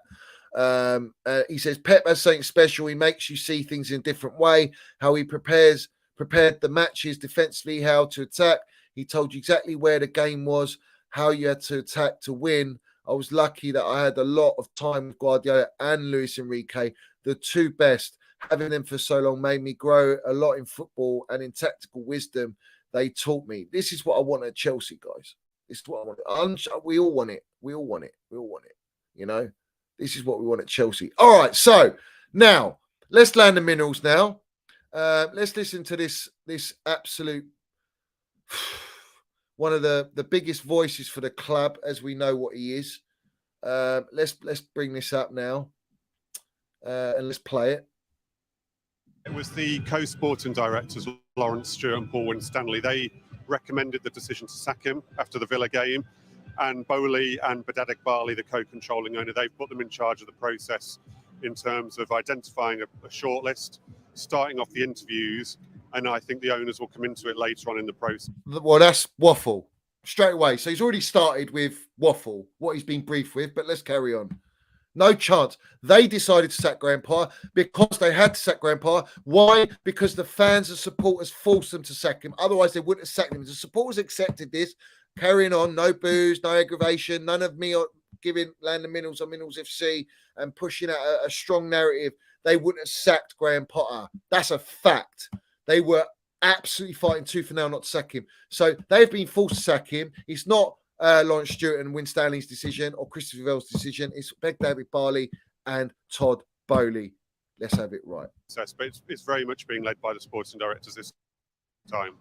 Chelsea have been right, so they're saying that because the narrative which I've pushed and is fact is that the owners are too involved. So now they're using Matt Law to publicise this on Sky Sports to give everyone the story that they're taking a step back and they're realising their mistakes. Don't buy into it. Keen to point out that this was a long-term appointment, that this was part of a much longer vision for Chelsea. Does the sacking of Graham Potter contradict that, do you think? Yeah, I mean, you've got to say it does contradict it, especially when they lost here at home to Southampton. There was a lot of disquiet amongst the fans, a lot of speculation, and they were very forthright about the fact they were going to... Well, if everyone remembers, that was the moment I said, this is not Chelsea with Reece James at the Southampton game. And I said, what are you doing, Gaffer? Sort it out. This is not Chelsea, yeah? And they should have sacked him after that game, and they didn't. They kept dragging it on and on and on and on. PR, death threats, PR. All right. This guy had to... You could tell by his body language, the way he answered, yeah, it does contradict themselves, is that they're in the mud and it's putting him in the mud. Because he was one of the journalists pushing this whole PR for Graham Potter at that time. If everyone remembers, let's not forget that, guys. Going to continue to back him. And then sort of 6 weeks on or whatever it is, they've ended up sacking him. So it definitely contradicts it, yeah. Matt, you just mentioned that the sporting directors are probably more involved than Todd Bowley in terms of making this decision. But one of the sporting directors, Winstanley, came with Graham Potter from Brighton. I mean, he's obviously part of his team. How does that work? How's that relationship now work? He's obviously going to stay at the club. Graham Potter's going to move on. How's that come about? Yeah, I mean, that is quite surprising that Paul Winstanley was among the decision to actually recommend him to go before the end of the season. Because, again, talking about. So they're using Paul Winstanley, throwing Potter under the bus from the mouthpiece of the brown envelope himself, which I did say to you guys, he doesn't care about Graham Potter and his team because he's at Chelsea in a position that he wants to be at a club. He wants to be at an elite club. So he'll do what it takes. But I do not, and I will refuse to accept that they are saying that he was the one that was forcing the sacking. Absolutely not. It was the supporters that forced the owners because the owners are calling the shot. Every single board member, every single director that they've employed, which they've employed too late from when they took over the club, they didn't make enough planning. Who doesn't plan, right, before spending 4 billion on a football club to not bring in the right heads in charge going into transfer window and spending the way they did? It's just absolute madness. It's suicidal. And it shows you the state of our club at the minute. And they are yes men. All of those guys that they brought in, they're all yes men. They do as they're told. Let's have it right. About the contradictions, there was briefings around after the Southampton game that one of the supportive things for Potter was the fact that Winstanley had been brought in and had that relationship with him. Obviously, they sort of work as a pair, him and Lawrence Stewart, and obviously decided the time was up. What are they looking for then from a new manager, given that they've tried this young English manager who's used to working with young players and developing players, and this time that hasn't worked out? What do they want from the next manager? Yeah, I don't think they're going to just throw out all of their principles. So I still think they want. We hear this word collaboration at Chelsea all the time now. It was in the statement when Graham left even, and they're still going to be looking for someone who they feel will collaborate. They want someone who can work with young players, but I do think that this time they will put an emphasis on somebody who's got experience in a big club. Really? Somebody who's probably got experience in Europe. Because you have to, mate. They have to do it. They've got no choice but to do it. And that's what they should have done at the start. But their whole model and their whole plan's gone in the mud. It's in the woods. It's down the toilet. It's a disaster. And now you have to change your model. And this is the moment. This is the turning point. And they're so reluctant to come out with this. They really don't want to do it. All right. But they have to get an experience now. Now, they want a balance between a yes man type and experience, but there is nothing of the sort. No experienced gaffer who's winning is going to be any remote yes man. Just because they want to come to Chelsea, they can go to another club and be a manager and get what they want. So why would they do that? It defeats the whole object of you're buying into a gaffer, you're buying into a whole project, right? You can't just go to this guy, yeah, we want you to come and manage the club, manage the squad. But by the way, we're going to tell you, you got to play this guy, you got to do this, you got to do that, because we're going to go and buy this guy. And then what's the point of having you might as well have Beg Barley and Todd Bowley sitting in the dugout, mate. I don't see them going for a sort of another Graham Potter type, so it might rule a few out who have been linked. I think more likely they go to someone with a bit more pedigree this time. Yeah, who are the names then that are being linked with the job? I noticed you've been reporting on a couple you feel that there's been contact with. Yeah, there's been contact with Julian Nagelsmann. He's quite interesting because one of the sporting directors, Lawrence Stewart, has worked with him before in the Red Bull Group. Also, Christopher Vivell, the technical director, has worked with him at RB Leipzig. They've made contact with Luis Enrique as well, who was obviously at Spain until got sacked after the World Cup. And then there's other people who they're going to talk to. Pochettino's one who you'd expect them to talk to as well. Matt, it's not about Todd Bowley. We spoke about it a lot on Monday Night Football. And what they've gone through in these first sort of 89 months in his tenure, are they looking at themselves in any way in terms of, like, we haven't quite got this right in terms of all the players that they've brought in, the changes that they've made? Or do they think, no, we know the model, we just need the right man in charge? I think there's an acknowledgement in the fact that they're making it very clear that they're trying to let the sporting directors lead at this time. If you remember when they brought... right, that's the narrative, right? But in the honest truth, guys, the honest truth, that is not the case. It's not the case, guys. The only way I'll say that is true is if you go and get a Luis Enrique.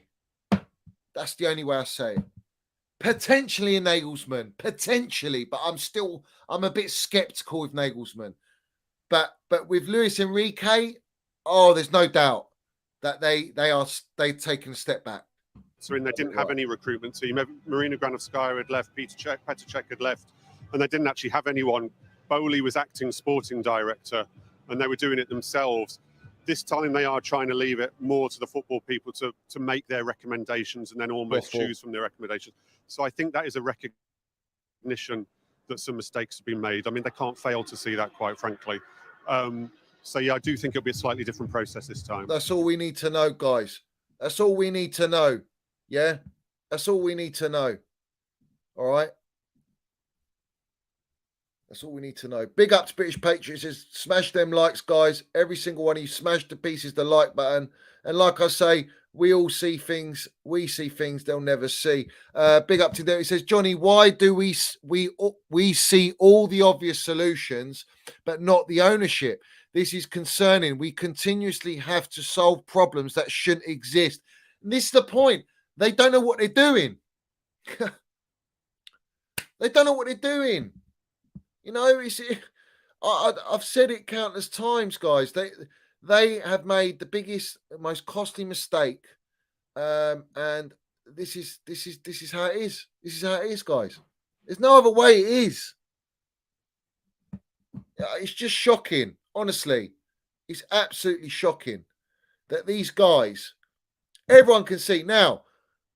We want some sort of faith and hope that they realise, yeah, we do. We need to go and get a Luis Enrique. Like we need to big up to Bartek Minerals in here. We need to go in that direction. That's what we need to do. Yeah, he got the shortlist in the envelope. Exactly. You know, all right, let's bring up this one then, because this one backs the argument when it goes back to Tuchel.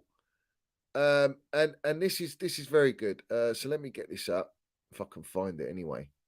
I've got to find it, people. Yeah, let's have it right. I've got to find it.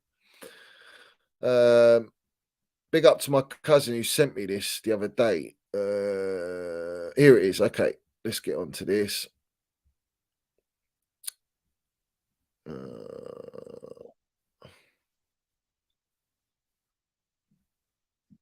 Right.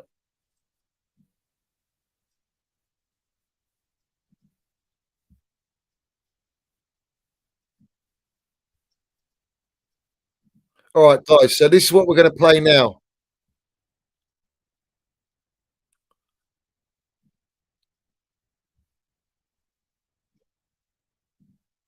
Those kind of one-on-one things that Tottenham seem to have trained out of their players.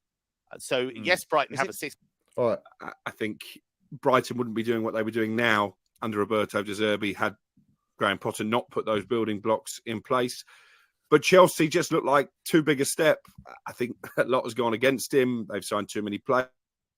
It's impossible for any manager to operate when you've got players having to change in the corridor and you've got too many players to play a standard 11 aside. Oh, yeah, we forgot to mention players changing the corridor. And I mean, what is all this? Listen, it's toxic. It's a circus behind the scenes. I've told you all that. Now, this is the thing. Now the platforms are coming out with it. And when these platforms come out with it, guys, they lap this up. They enjoy it. This is the campaign against Chelsea actually exposing the shit show and the embarrassment of our football club. And the embarrassment stems from the ownership, because these ownership do not know what they're doing.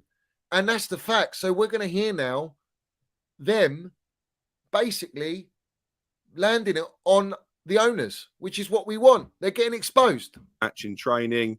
I think Egbali, from what I'm told, one of the co-owners, is maybe a bit too hands-on in terms of the frequency of his trips to the training ground. I think you got Paul Winstanley, who was maybe doing bits behind the scenes that didn't help Graham Potter. So the whole recipe was wrong.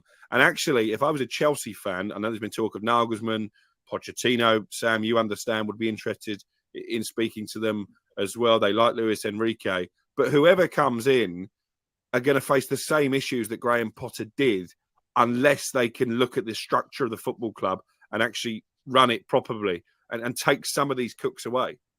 Right. Very key thing. Take some of these cooks away. The people that are making the decisions, it's not the cook, it's the owners. The owners are getting too involved. They're making too many trips to Cobham. Like, listen, Roman Abramovich only went to Cobham to sack a gaffer or just to have a little word with the players. That was it. every time he landed, John Obi Mikel, our GOAT, yeah, legend, he said, every time the helicopter came down, Roman came down, you know the gaffer's gone. All right, that's the mentality. These guys are coming every week. These guys are willy-nilly walking through the training sessions and this and that. What's that all about? What are you micromanaging for? What the fuck are you there for? You don't even know football. You're not even experiencing football. Why are you getting involved?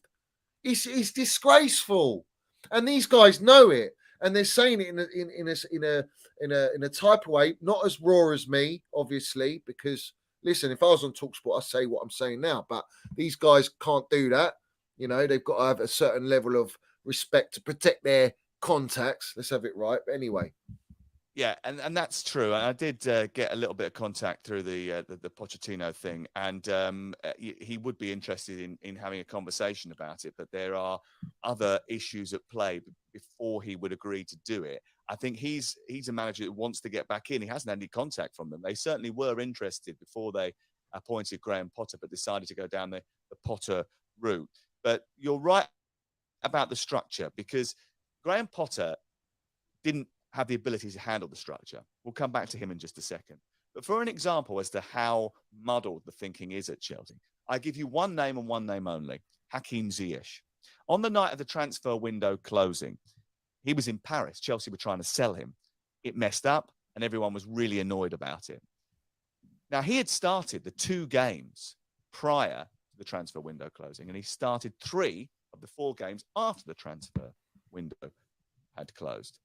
So it begs the question, if he was vital to Graham Potter, and bearing in mind, Graham Potter changed his team 80 times over the course of the season, right? And there was a lot of changes. Right, that tells you another thing. He's actually over 80. He changed it 94 times since being in charge for about 28 games, I think it was, or 27 games. That tells you everything you need to know. And he's going to talk about Hakim Ziyech. Why is Hakim Ziyech playing if he's so pivotal to Potter? Why are you selling him on deadline day? And then you're starting him for the next 2 games after that. Yeah, Hakim Ziyech has played quite a lot. So if he's integral to Chelsea and Graham Potter, why are they trying to sell him? If he's not integral to Chelsea and he's available for sale, why are you playing him? Not necessarily before, but after the transfer window, why are you playing him? And if he's not integral to Graham Potter's plans and you've got the opportunity to get rid of him to Paris, why haven't you just made sure that that has happened? That whole scenario to me shows you that the top are not talking to the dugout. And as a result of that, there is sort of some muddled structure that hasn't quite worked. I mean, 2 directors Well, that's of football, false, 2 actually. sporting directors, Lawrence Stewart. The top is very much talking to the dugout. That's what you can't say, but I can. Let's have it right. And Paul Winstanley. Why? Why is there a need for 2? Could you not make up which you wanted? Could you not get the one you wanted so you got 2 that you thought might help you out? What? I don't really understand that. There's another guy from Brighton who's part of the recruitment team as well. So, you know, it's very strange. But I don't think he was ruthless enough, Kev, to be a elite manager at the top level. Were you? And he was right. Yeah, exactly. And completely right in that scenario.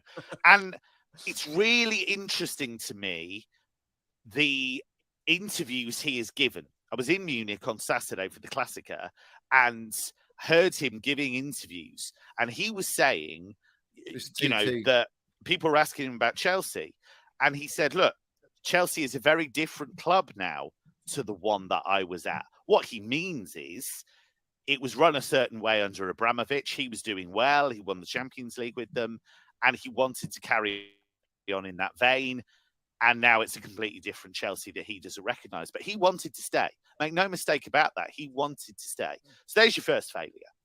Then you make a big fuss about bringing in a long-term coach who can develop young talent. He doesn't get pre-season. Then you bring in a ton of players mid-season. You've already brought in players before the season that haven't really worked. Raheem Sterling, Kalidou Koulibaly. Where was the plan there? What was the idea there? If they brought in youngsters from the get-go, I can understand that. But it was almost like they had a false start that cost them a fortune, and then they pivoted to this idea of young players. So he hasn't had a pre-season. He's got a ton of players. They can't even fit them all in team meetings. They can't even... There's so many players there. And that's just a recipe for disaster because half of them don't play and get angry with the manager. So look, we'll never have known if it could have worked. And that's key there, where Graham Potter was ordered to try and keep harmony within the squad. You know what I mean? He's trying to keep everyone happy. You can't keep 30 odd players happy. You can't get consistency. That's why you made your 94 changes. And you're being instructed not to play players, to play certain players. I mean, this is a shit show. The owners got to back off, guys. They've got to stay well away from the football pitch, from the dugout, from the training ground. Stay clear, deal with the monetary side, deal with the marketing side, but stay well clear of the football matters because you're not experienced enough to deal with football. And that's all and there's a lot more I can bring up on that, but I don't want it to be the whole stream on stuff like this. We all know it, but it just backs my argument. That's all it is. It backs my argument that these guys are too heavily involved. Everyone is speaking of it. Everyone knows it. And they're making absolutely shocking decisions, guys, at our football club. And we have to be very, very careful. We have to be very, very careful. And don't buy into this nonsense. So that's that. Let me just get this down. Guys, smash that like button. Every single one of you, smash that like button. I just want to find something. There's so many things to go through, guys. And I just honestly, Todd Boehly may draw the focus, but Eghbali is the real power behind the throne at Stamford Bridge. And some considered the presence of the owners watching firsthand so often from the sidelines at training to be unnerving, even though Potter had no issue with it. And that's from David Ornstein, the porn merchant. Yeah. You got team meetings usually held in media theatre within the main building at the Cobham training ground were so cluttered that some Chelsea players had to sit on the floor. It's just absolutely shocking. Boehly may draw the focus, but Eghbali is the real power. And this is all I've been saying, guys. Isn't it ironic? It's not ironic, really, that this is what's happening at Chelsea, and that, like, it's no surprise to me. Like, I knew everything was coming out with this. Now, we don't know what's going to happen, guys. We don't know what's going to happen with the manager situation at the moment. It is true that Fabrizio has come out about Frank Lampard. I think they're testing the waters. I think he's ready. He's there and waiting. But I think they need to come to agreement with Luis Enrique, mate. Yeah, you're not going to get Nagelsmann now. He wants a break and he needs a payoff. It's too complicated. If they want Nagelsmann, then they're going to get Super Frank, in my opinion. I think you go and get Luis Enrique. If they don't go and get Luis Enrique, they're not serious. If they don't get Luis Enrique, this ownership are not serious. They're not ambitious. And it is what it is. They won't change their model. And I'll be like this continuously for 10 years. Yeah? It is what it is. Now, let's talk about the game. Let's talk about the Liverpool game. First half, created some chances. Let's remind everyone, this Liverpool team is probably one of the worst Liverpool teams we could have played last night. No Robinson, no Salah, no Thiago. Evan got Mane, as we know. No Van Dijk. They didn't even have Van Dijk. Come on, guys. Why are we not beating Liverpool at home? Yeah, why? Now, you talk about the chances, and I want to get into the main issues, all right? The main problems around the supporters, the fan base, the platforms, yeah? And we're gonna talk about that now. Because last night, there was moments, but you could tell it was the same patterns of play, same shit, same blueprint as Potter. Because it's Potter's geezer. This is from his backroom staff. Yeah? An expected team lineup. Expected. But at the end of the day, for me, the two best players on that pitch was N'Golo Kante and Wesley Fofana. They were fantastic. N'Golo Kante is levels, mate. Absolutely levels. So We can talk about the chances we had. We can talk about the way we played. Look, the first half, we looked like the players were up for it. We had a bit of fight and we didn't take our chances. But second half, it went all the same pattern as we've been seeing for the last fucking month and a half, if not 2 months, of dire football. No patterns of play, everything just shocking. All right. And it was all by one moment. The moment he took N'Golo Kante off and he brought on Conor Gallagher. You went defensive. You didn't press like you did in the first half. It was shit. It was rubbish. You know, it was so poor. All right. And now because of it, because we've had some chances, everyone's coming at Kai Havertz. I think people are coming at Felix as well.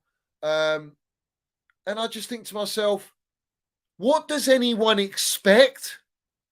Did you honestly expect Chelsea to all of a sudden, because Potter's not there, play amazing football, create chances and score fucking 3 goals against Liverpool? Is that what everyone thinks? Like, are you that stupid to think that way? When it's the same thing that Potter does, you're going to have the same results. I think people are thick.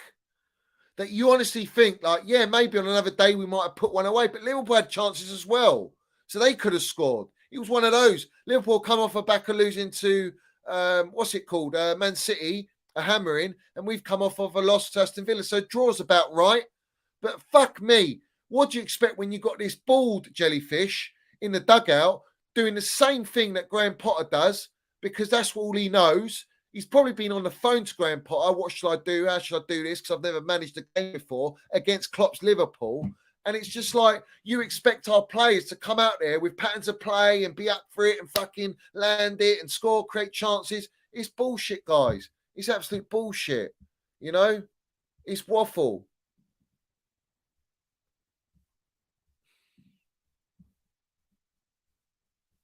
It's waffle. So at the end of the day, guys, yeah,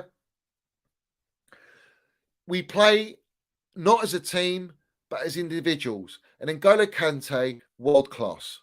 World class. Now, you want to come at Kai Havertz for missing all his chances, right? But what about Felix? Felix can't shoot to save his life. I mean, his shooting is atrocious, but no one comes at Felix. Oh, he's our lone player. He's only been here for a little while. Kai Havertz has been here for 3 months. Yeah, but Kai Havertz has won the Champions League, Super Cup, Club World Cup, especially the Club World Cup and Champions League for Chelsea. So, yeah, he's got a fucking right. Yeah, and the club's in a shit show. It's a circus behind the scenes. The club's in going down the table. We're not playing well. Everyone's confidence in the mud. So what do you expect from these players? It's like you just want to push your agendas. That's all you want to do. And now you're getting reports from Chelsea that they're aware of all the hate that Kai Havertz is getting. Now, Lewis, you're the biggest wrong-un, bruv, for coming at Kai Havertz. All your focus is on Kai Havertz because you want to be right about something that you're fucking wrong about anyway, because he is a baller. He doesn't get compared to Bergkamp, Berbatov and Percy by TT or an elite gaffer that wants him. He doesn't get high praise from Nagelsmann because he's a shit player. So you're in the fucking mud either way because the professionals of the game know it. Your agenda is disgusting because your agenda and it is agenda and it's toxic, is you're affecting players like Kai Havertz that see this, but to all your followers, and you act like they're all innocent and sit on your fucking platform like it's like butter wouldn't melt. Well, you're wrong, bruv. It's disgusting. You're there to support your player. You're there to support all your players that are going through shit. But to you, the main problems is Kai Havertz and Mason Mount. Mason Mount, let's have it right. We'll bring that up at the minute because I got a wonderful one on Mason Mount, which I don't know what people are going to say. Mason Mount hasn't played a full 90 minutes in 8 games. Chelsea failed to win 8 games. The most underappreciated midfielder in the world. Listen. What I was told, Mason Mount's the problem. Bench Mason Mount and our results will be better and we'll play more fluid football. And you're going there cheering, oh, it's all the players, Graham Potter. We trust in you, Gaffer. We love you, Gaffer. And there's you wanting Gaffer out. So it's all wishy-washy. It's all over the place. The one thing, the fundamental fact is what everyone should be like is back the players that are going through difficult periods and help them. and support them. Not throw him under the carpet and go sell Kai Havertz. What the fuck? Why are you going to sell a baller that's delivered at your club? No one's in form. No one's played well this season. No one. Everyone's been shit. Reece James, everyone goes, Reece James is the best player. And he's hardly fucking playing. You know, I don't understand it. No one's doubting his ability, but he's not available. Thiago Silva, he's probably been our best player, and he's been out for 6 weeks, up to 6 weeks. It's just like his platforms like that and other platforms that come out and all they want to do is feed the agenda of the club because the club love it. The club love that you want to push Kai out. They want you to push Mason Mount out because they want to sell them. So you want to feed an agenda because you can have a celebratory fucking stream and with everyone else. Well, is that the narrative now? Is that the narrative? Is that it? You know, get real, bruv. Support your club, mate. Support your club. Support your club. You know, Reece James has missed 60, no, more now. He's missed 70 games in just over 2.5 seasons. 70 games, all right? It's just a joke, mate, honestly. And I'm done with it. That's why I don't have all these wrong-uns on my platform. They won't go near me, bruv. No one's going to pollute my platform. Not anyone, yeah? I'll have proper Chelsea on here and that's it. And we talk football. I'm done with it, bruv. Yeah, but all this and all this talk about Bowley's done really well, and he's the one. You can't come at Bowley. Are you joking me, mate? The thing is, these guys don't know. Some of them just don't know. I do know. So when I speak, listen and understand and push it, bruv, and support the club. It is what it is, man. It is what it is. Listen, we had Reece James in the team. How many games have we had Reece James in the team? We ain't won. Yeah, we ain't won. All right. Mason Mount hasn't played for 8 games. We haven't won any of these games. So I don't know what to say, man. I don't know what to say to you lot. Mason Mount's never been the problem. Kai Havertz ain't the problem. And the fact is, they compare Kai Havertz to a striker. Kai isn't a striker. Kai's that second place behind the striker or next to the striker. He's a roamer. Go and listen to the gaffers that they want, Nagelsmann. Go and listen to what Nagelsmann says about Kai Havertz. He says he likes to drift. You can't track him. He goes. That's what he is. You see, he's a gaffer, experienced. He's professional, so he understands the player.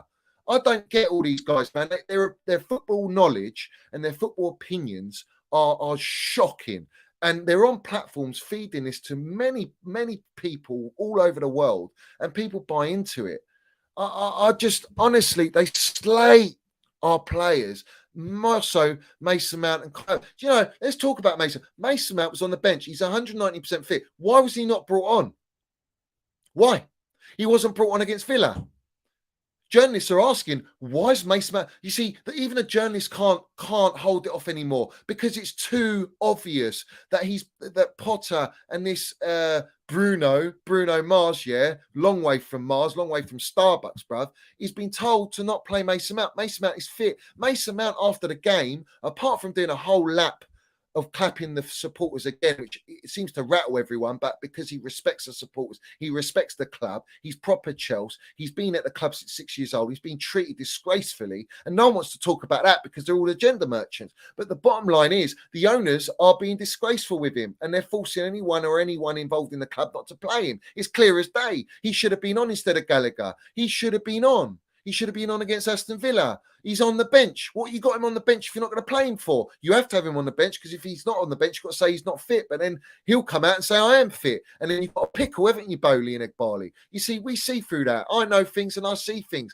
And it's not just Mason Mount. It's many other factors. Aubameyang, paper play, the fact that he's a Tuchel player, all this stuff. You know, it's all there to be seen. There's too much control from the ownership on the footballing side. Now, Mason Mount, after doing the clapping, went in and came back out and done sprints up and down on the bridge while all the journos, are doing their interviews with players and managers. Can you understand that?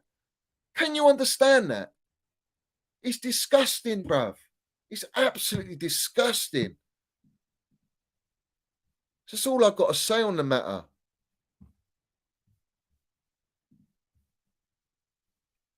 There's nothing else to say, guys.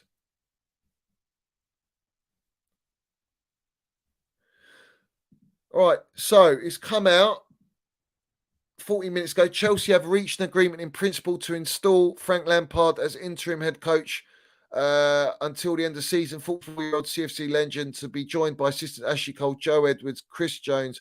Process for permanent appointment continues. That was 14 minutes ago, and it's nothing different to what we've heard. It's not confirmed. It's not fact. It's not here we go. So it's not done. Yeah? So as I continue with what I'm saying, yeah, these owners are going to destroy our football club. That is exactly what they're going to do. And don't come to me, all right, and cry and bitch and make streams and moan about the state of our football club when I all warned you. I warned you all. Every single one of you. And you don't want to listen. You call me a clown. You call me toxic. Well, proof's in the pudding, fellas. And it's all facts what I'm saying now. It's been facts what I've been saying before. It's all come out. And you don't... Listen, it's funny. They don't even want to talk about the yes man thing because they refuse to believe it. They refuse to believe it because they don't want... Do you know what it is? It's that bad. It's because I'm right. And that's it. Yeah? That's it. It's disgraceful that you put Gallagher on. And let's have it right. You don't play Mason Mount. Oh, because what? The guy says, we love him. We love Mason, Bruno says. It's about getting the minutes and all of this. Well, what about Sterling? Sterling hasn't played any fucking minutes, come back from injury. You just thrown him on. What's the difference between Mason Mount? What's the difference? When you need Mason Mount more and you play Sterling in the centre forward position. Where are you from? Honestly, man, people buy into this shit. People buy into this shit. It is what it is, guys. You know, it is what it is. Big up to A, my member as well. Big up to all you guys in here. Smash the like button, every single one of you. It's not a here we go, guys. Ornstein's only repeated what he says. You've got to understand the word in here. They've reached an agreement in principle to install Frank Lampard. That's not a here we go. That's not a done deal. They're testing the waters and they're using the biggest top tier ones, David Ornstein, and it's no different to what Fabrizio said. They've just introduced who's going to be there, Ashley Cole and all that. All right.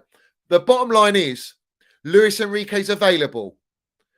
So you are lying to us about being serious as a football club. You are lying to us about getting an elite gaffer. You are lying to us about your ambition and the eye of the fan. You are lying to us about not moving away from this dictatorship yes man model. You are frauds.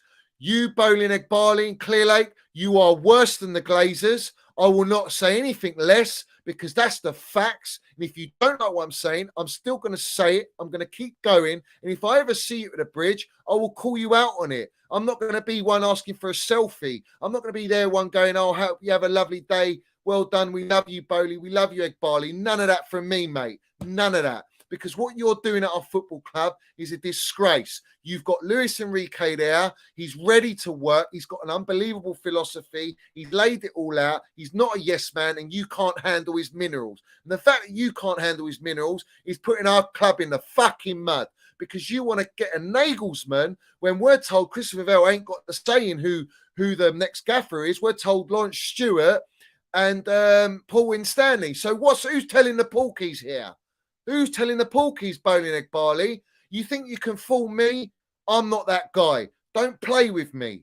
Yeah, I can't be bought, and you know it. So it is what it is, and I'll continue to land it as I am landing it because I'm done.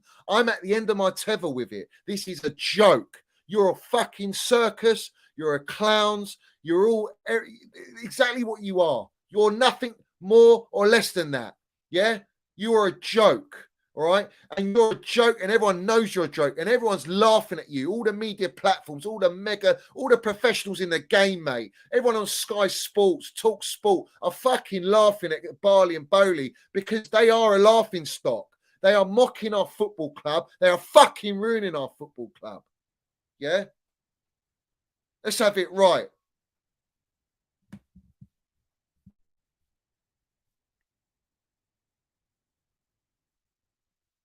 It is what it is. Do you know what? I'm so rattled, bruv. I'm done. Yeah? I'm done with it. I'm done with it. I will not stop exposing. I will continue to expose. There is no one like me on my platform. There's no one that'll fucking land it like me. No one at all, mate. Yeah? Let's have it right. There's no one out there. You won't hear any of this on any other platform. Yeah? And if they are, they're fucking plagiarizing me. They're going with me. And the majority of them, they can't do it. I will continue to go and I will not stop until my club, our club, yeah, not my club, our club is where it belongs with the right elite gaffer. It is what it is, yeah? Egbali and Bowley, you're taking the piss out of us. You think throwing Lamps in there is going to sweeten it all up, yeah? Let's see how Lamps is able to manage the team. Let's see what's going to happen, yeah? It's going to be a big fucking question mark, all right? And you're taking a huge risk. And I'll tell you why you're taking a huge risk. When you've got an elite gaffer waiting there in Luis Enrique against the quarterfinal Champions League against Ancelotti, Real Madrid, or a Giants who won it last year, all right, who beat TT, what do you think we're going to have a chance with Frank Lampard? There's no disrespect to Frank, but he's not experienced in that sense. He's just not. And I hope he does. If he gets it, he goes all the way. I'm backing Frank all the way, no question. But the bottom line is you're playing a dangerous game. You're making bets in markets. You're all over the gaff, literally all over the gaff.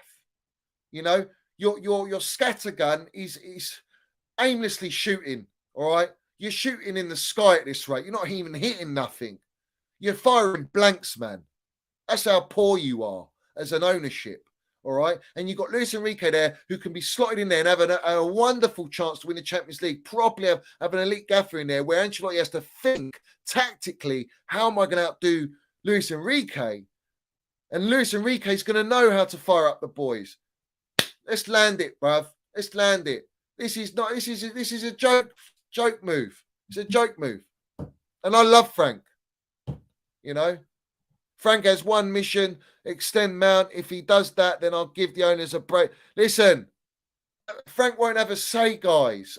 Where are you, man? Julius, you're on the ball. I don't think you get it.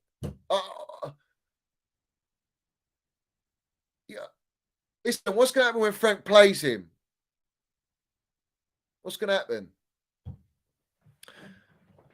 Let's see. Let's see what happens. But as far as I'm concerned, it's not a done deal. Once it's a done deal, we will welcome Super Frank with open arms. Standard procedure. But this is poor. It's poor. I need Enrique in now. He's ready. He's ready now. Get him in now. Why are you not going to get him in? Get him in now. Get him in now. And listen, all these Havertz haters, shut up. Shut up. Because all the elite gaffers will rate him and love him.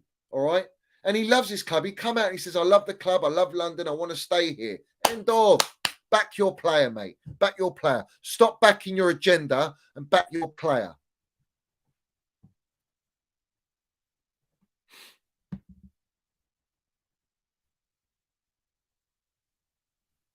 Exactly, Cursor. We ain't taking our foots off the owner's necks. I ain't stopping.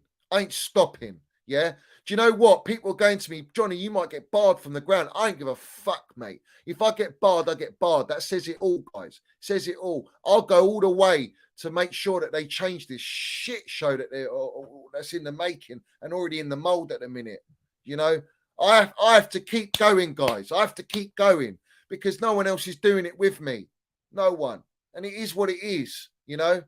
All the larger platforms, they've got every opportunity to go this way, and they're not going it. They won't go there. They care too much about their pocket and how they're seen and perceived by everyone. It's all bullshit, man. All nonsense, mate. Yeah. And you back Mason Mount. Mason Mount goes, he's the only player. Do you know the only players that do that is Dave and Thiago Silva that actually walk around the whole lap every game is Mason Mount, Dave, Thiago Silva. There's a growing trend there.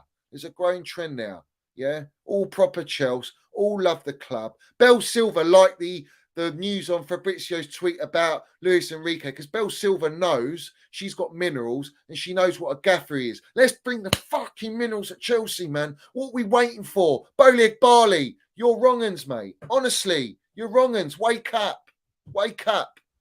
You don't fool me, and you ain't getting my respect. You're not getting my respect at all. Yeah, at all.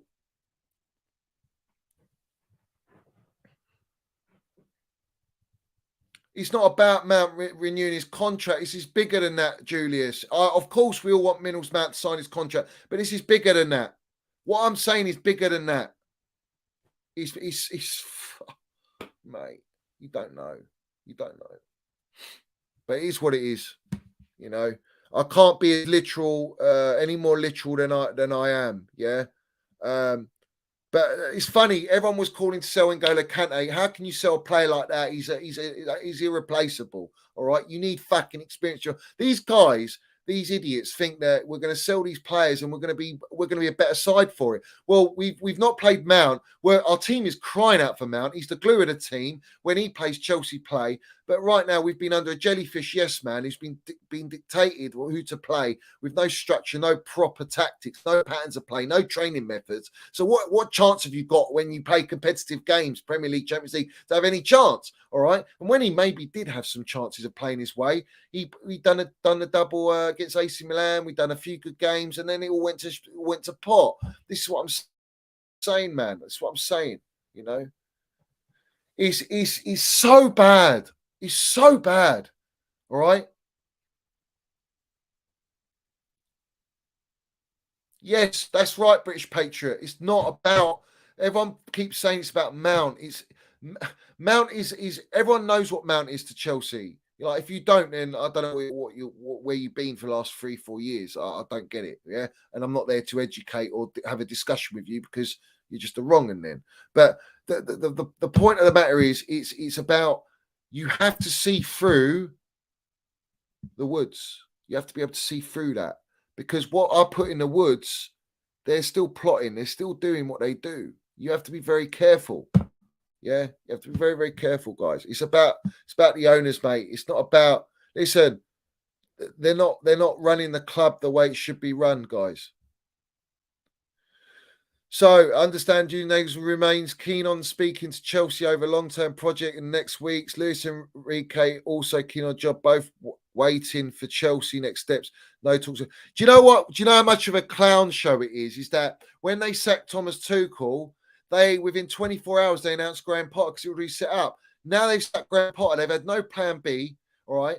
And we're going to risk having this Bruno guy against Wolves, all right? Or bringing in Super Frank in when you've already had a so-called meeting with Luis Enrique ready and available. It shows you they're not prepared. They're clueless. They don't know what they're doing. They're so unorganized.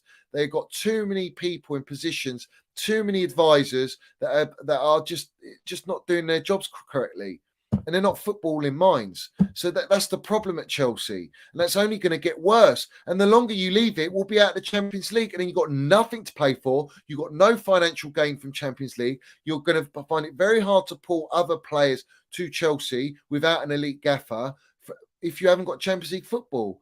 And then you're going to lose players that want to play Champions League football that are maybe near the end of their careers or so forth and have got for a few years that haven't got time to build and do all this nonsense.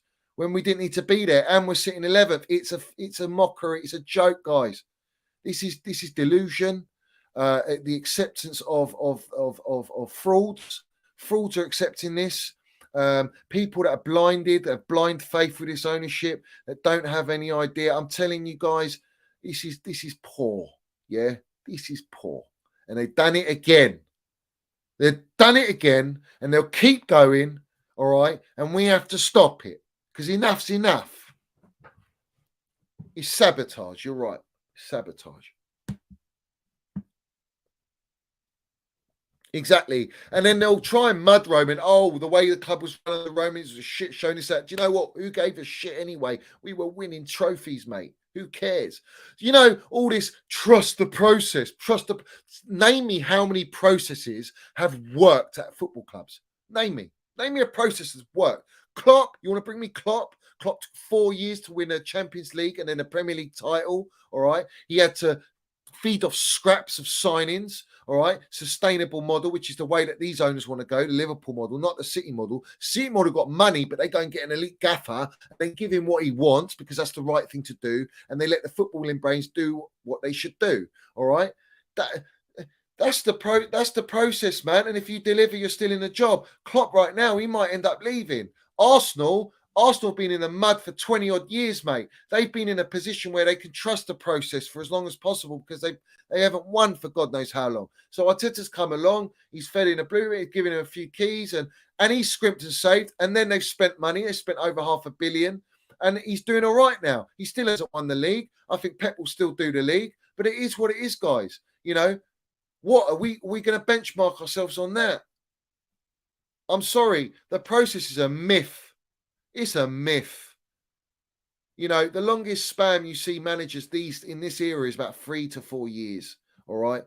You're getting Pep, who's very fortunate because he's been successful. If Pep wasn't winning back-to-back Premier League titles, he wouldn't be in the job, guys. You know, you got to keep winning to keep you in a job for a long process. Real Madrid beat Barcelona 4-0 tonight. We are in big trouble. All right, cool. There we go.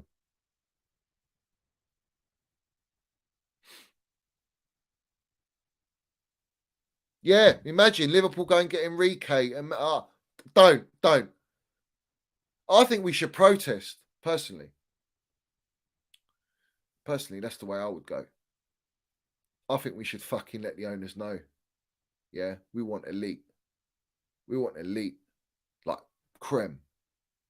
But people ain't on it. They don't believe that the support's got the power. The supporters have the power because we basically, in essence, were the catalyst to Graham Potter getting the chop. Not only was his results, and it's the Bowley and Igbali's fault for treating him the way they did and tarnishing the poor geezer's career because they think they know best. Shut up, man. It is what it is. But guys, Roman 19 years, over 20 trophies, including these two beauties. That's not a circus. That's an elite club. Well, we've got a.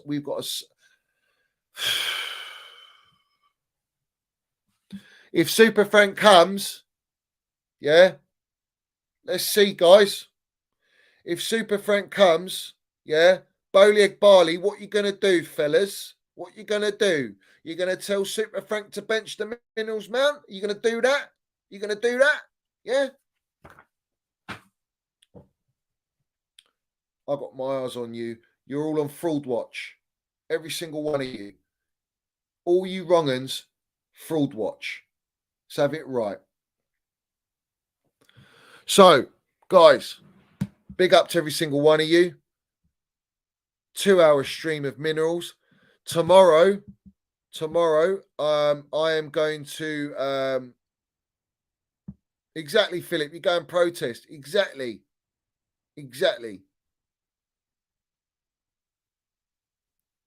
Almighty Blue says, Johnny, can you tell us why do you love Mount that much? Because he's a baller, guys. He's an unbelievable player. One of the most intelligent players at a young age that I've seen in a long time. He's technical. He's got mentality, elite mentality. He's delivered.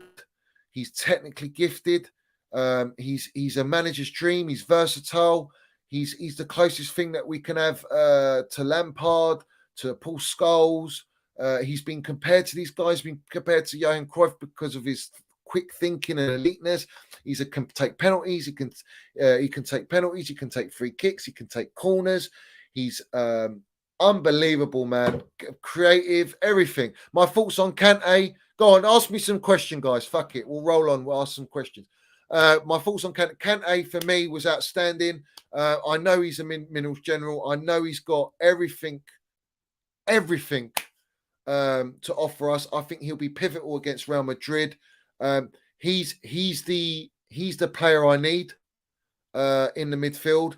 I want to see Kante, Enzo, and Mason Mount. That's what I want to see.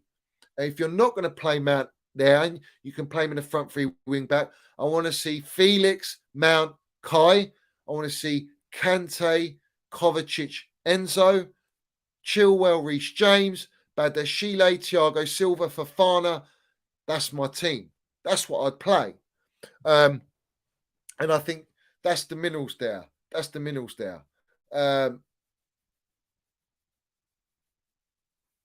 I can only play two up front, right, with that system. But if I'm playing 4-3-3, I don't think you can play the 4-3. Maybe with Kante in the middle, with Kovacic and Enzo, you could play the 4.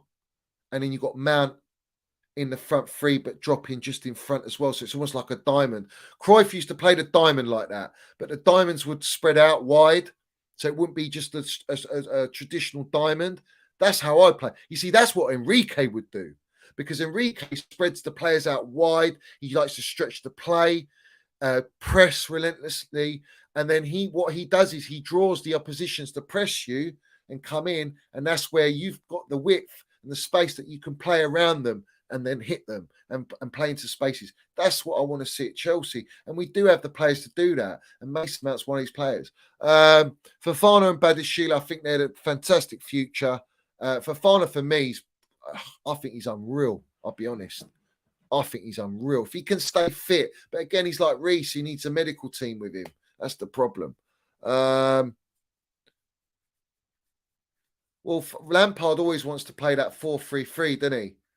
I don't know if he's going to be able to play that. You see, Tuchel came in, he played the wing back. I think Frank's got to play the 3 at the back. I don't think he can play the 4.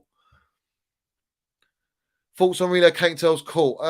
Listen, for me personally, I want to stay where we are, and I think you can go deeper and build up to a certain height to build the capacity. But where we are that's who we are.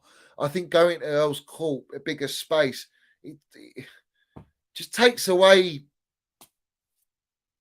our heritage.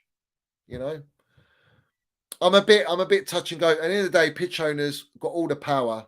You know, Bowley can't buy all the pitch owners. Let's have it right. Or Barley. So at the end of the day, pitch owners can stand up and say, no, we're not fucking having it. Let's have it right.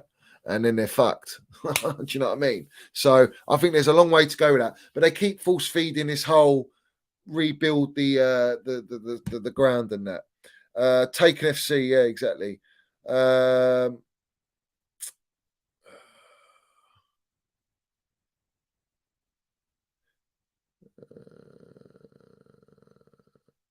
I just hope now that we just have to put lamps till the end. See, bring Enrique. What questions you got?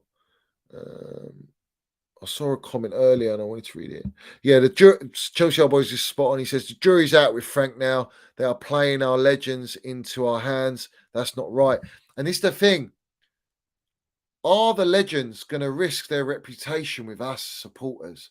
Because let's have it right. If he doesn't continuously play Mount, because we know Lamps will play him every game. If he doesn't, that don't sit right with me. Because of all gaffers, we know Lamps will play him. So if he doesn't play him, especially Real Madrid, Wolves game and all that, we got a problem, guys. We got them using Lampard and Ashley Cole as a fucking PR stunt, you know? I'm very skeptical, man. I'm very skeptical, guys. Very skeptical. Right, so Johnny, mate, we all need protests. We do need to protest. We do. Guys, let me know on the stadium move. Like whether I'm not really vibing with it, to be honest with you. It's all to make money. They want bigger capacity to make money. Like, why would you change? Just redevelop stand by stand. Simple as. That's why I do it. Or if you can't do that, move to Wembley for a period of time and dig deeper. But they're looking to knock it all down, completely knock it down.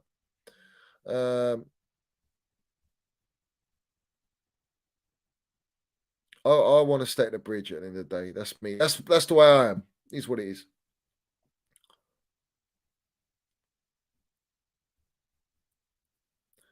I think Kai, if it continues like this, the way it is, Kai's leaving, Mace, Chilwell, Kova, Aubameyang,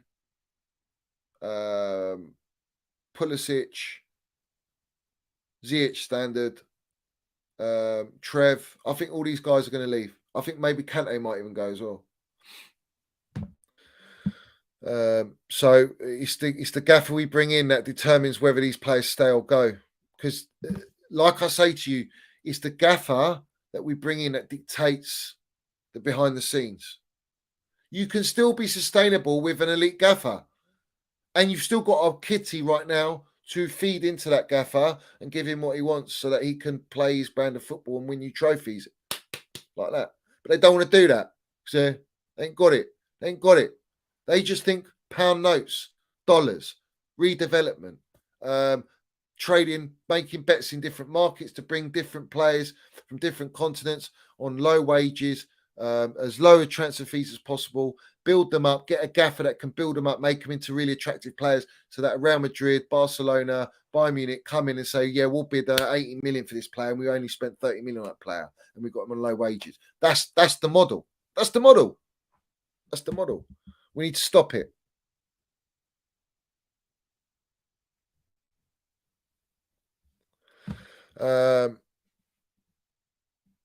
Koulibaly needs guidance from a top manager. He's still got it, but I still think him in a central back three. He's nowhere near Thiago Silva. When Thiago Silva plays, you've got more calmness about you, smoother transition to the midfield, the right balls and the right direction and leadership at the back line. And I think it's very important for Fofana. Trev Baresi's played with him, as we know.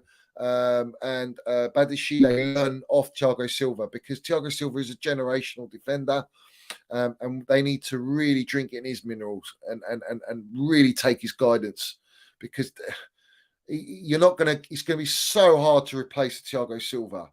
I mean, like I say, it's like saying replacing John Terry, or Nesta, Baresi. These are once in a lifetime generational players. You'll try and replicate or get something, but I don't know.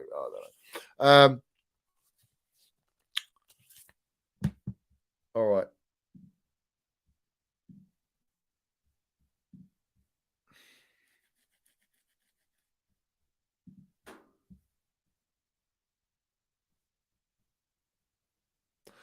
Breaking news. It's done. I told you guys. These owners are not, they're not serious. Oh dear, oh dear. Here we go. Frank Lampard set to become new Chelsea caretaker manager. There's an agreement in principle valid until the end of the current season. Here we go. Lampard has accepted short-term deal. CFC will continue process talks to hire new head coach for long-term project. Super Frank is back at Chelsea, guys. Super Frank is back at Chelsea. This is madness. This is madness, guys. This is crazy. This is crazy.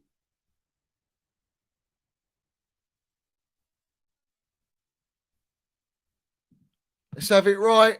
The reunite of Minerals Man and Super Frank is here.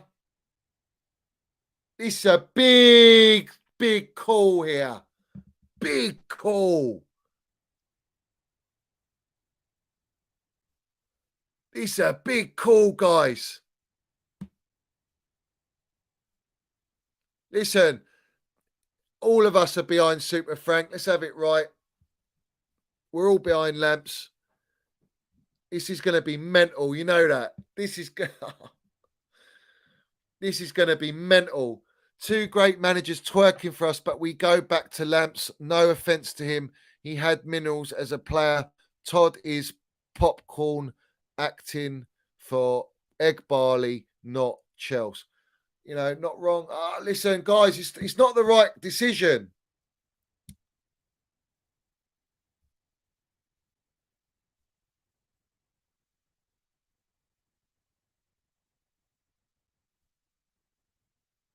We're going to back Frank, obviously.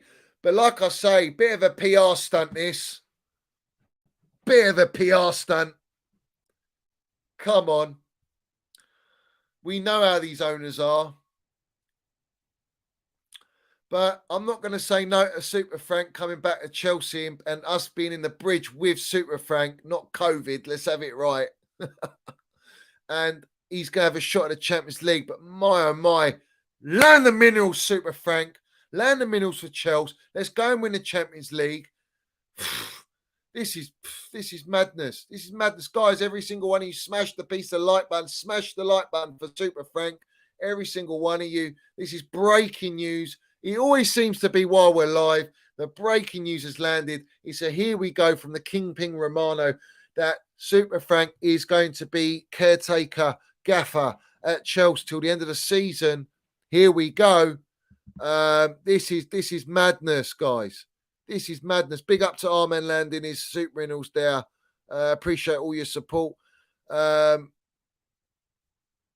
don't want Luis Enrique. It's facts. It's facts. Enrique says he's no yes man and they go hire Frank. Exactly. Facts. Facts.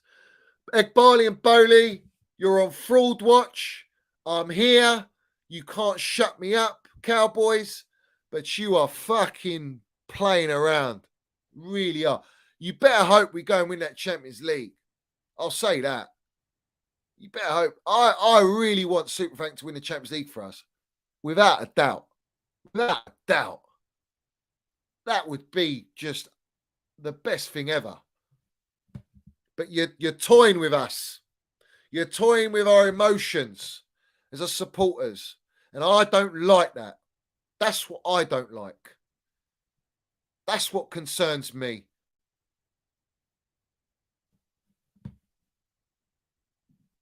Exactly, Super Frank.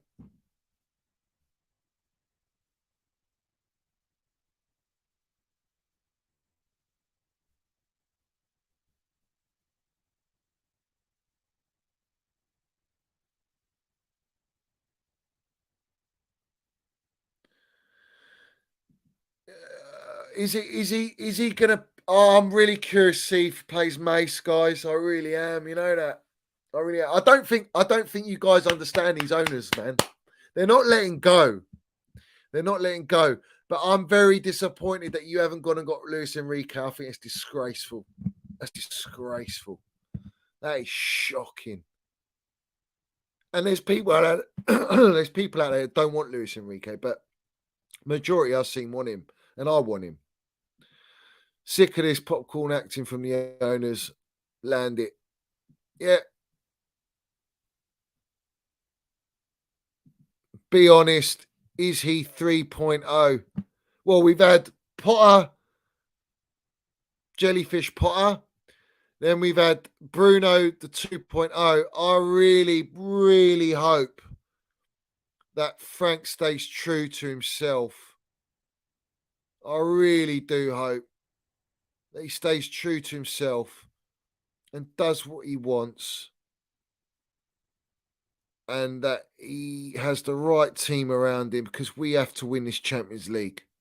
We have to win it with Super Frank now. I don't want him to be a yes man, guys. I don't want to be coming at my legend, man. Fuck's sake. What a position to put us in.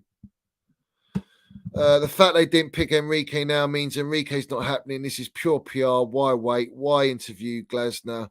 Poch? Why? It stinks. They fucking stink, bruv.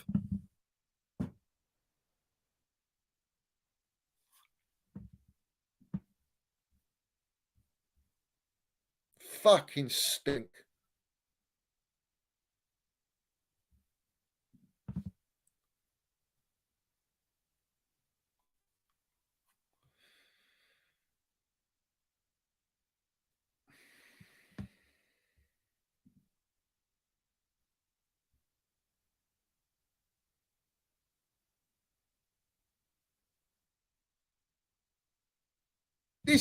This could destroy Super Frank as well.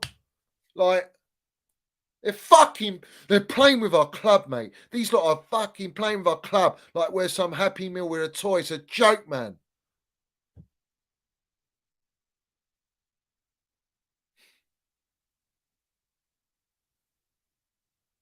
Exactly. Nagelsmann's a fucking budget Thomas Tuchel, mate. You know, you're waiting for Nagelsmann. You've got Luis Enrique there, ready, bruv. He's elite. He's ready and waiting. He wants the job. And you're fucking around bringing us a legend back to our club. It's just like, it's stupid. This is madness. This is clown work. I don't even want, I keep repeating myself. I'm getting tired, bruv. I'm getting fucking tired, bruv. Tired of this shit.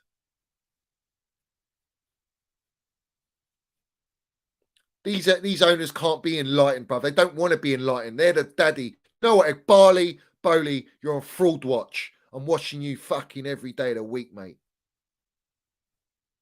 You're killing our club. You're worse than the Glazers. Fucking destroying us. You had the chance to go and get Enrique. You don't go and get him.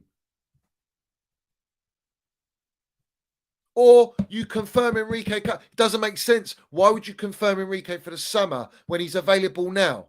So Enrique's not coming. They don't want Enrique. He's not a yes man. I keep telling you lot, he's not a yes man. So they want a yes man for their project. Fuck off.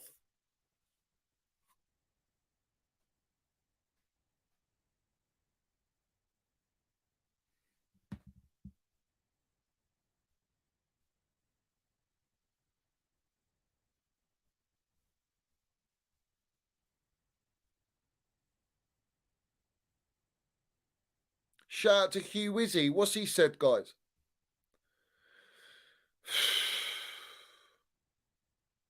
People are going to be laughing at us, guys. You know what? When you got the opportunity to go and get Luis Enrique and you go and bring a club legend that's already been at our club that got sacked for Thomas Tuchel. I mean, do you understand? Like, I love Frank. Like, I love him. He's a fucking goat. But really?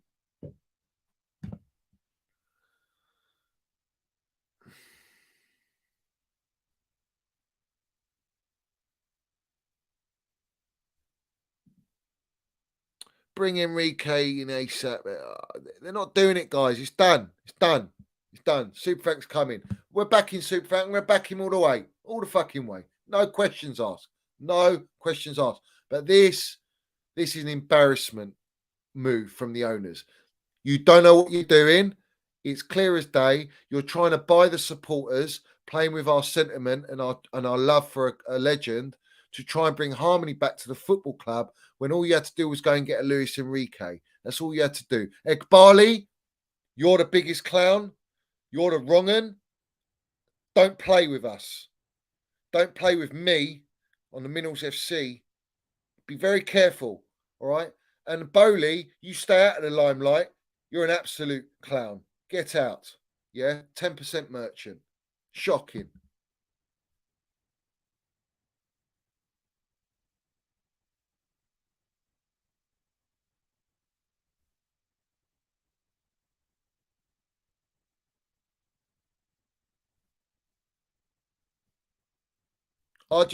Lamps, if he performs, he wins the Champions League. Let's go. We're here. Do you know what? It's Vibes FC, guys. This is what we turned into. We're not a serious club anymore. We're Vibes FC. That's what we are now. We're fucking Vibes Jellyfish FC. That's what we are.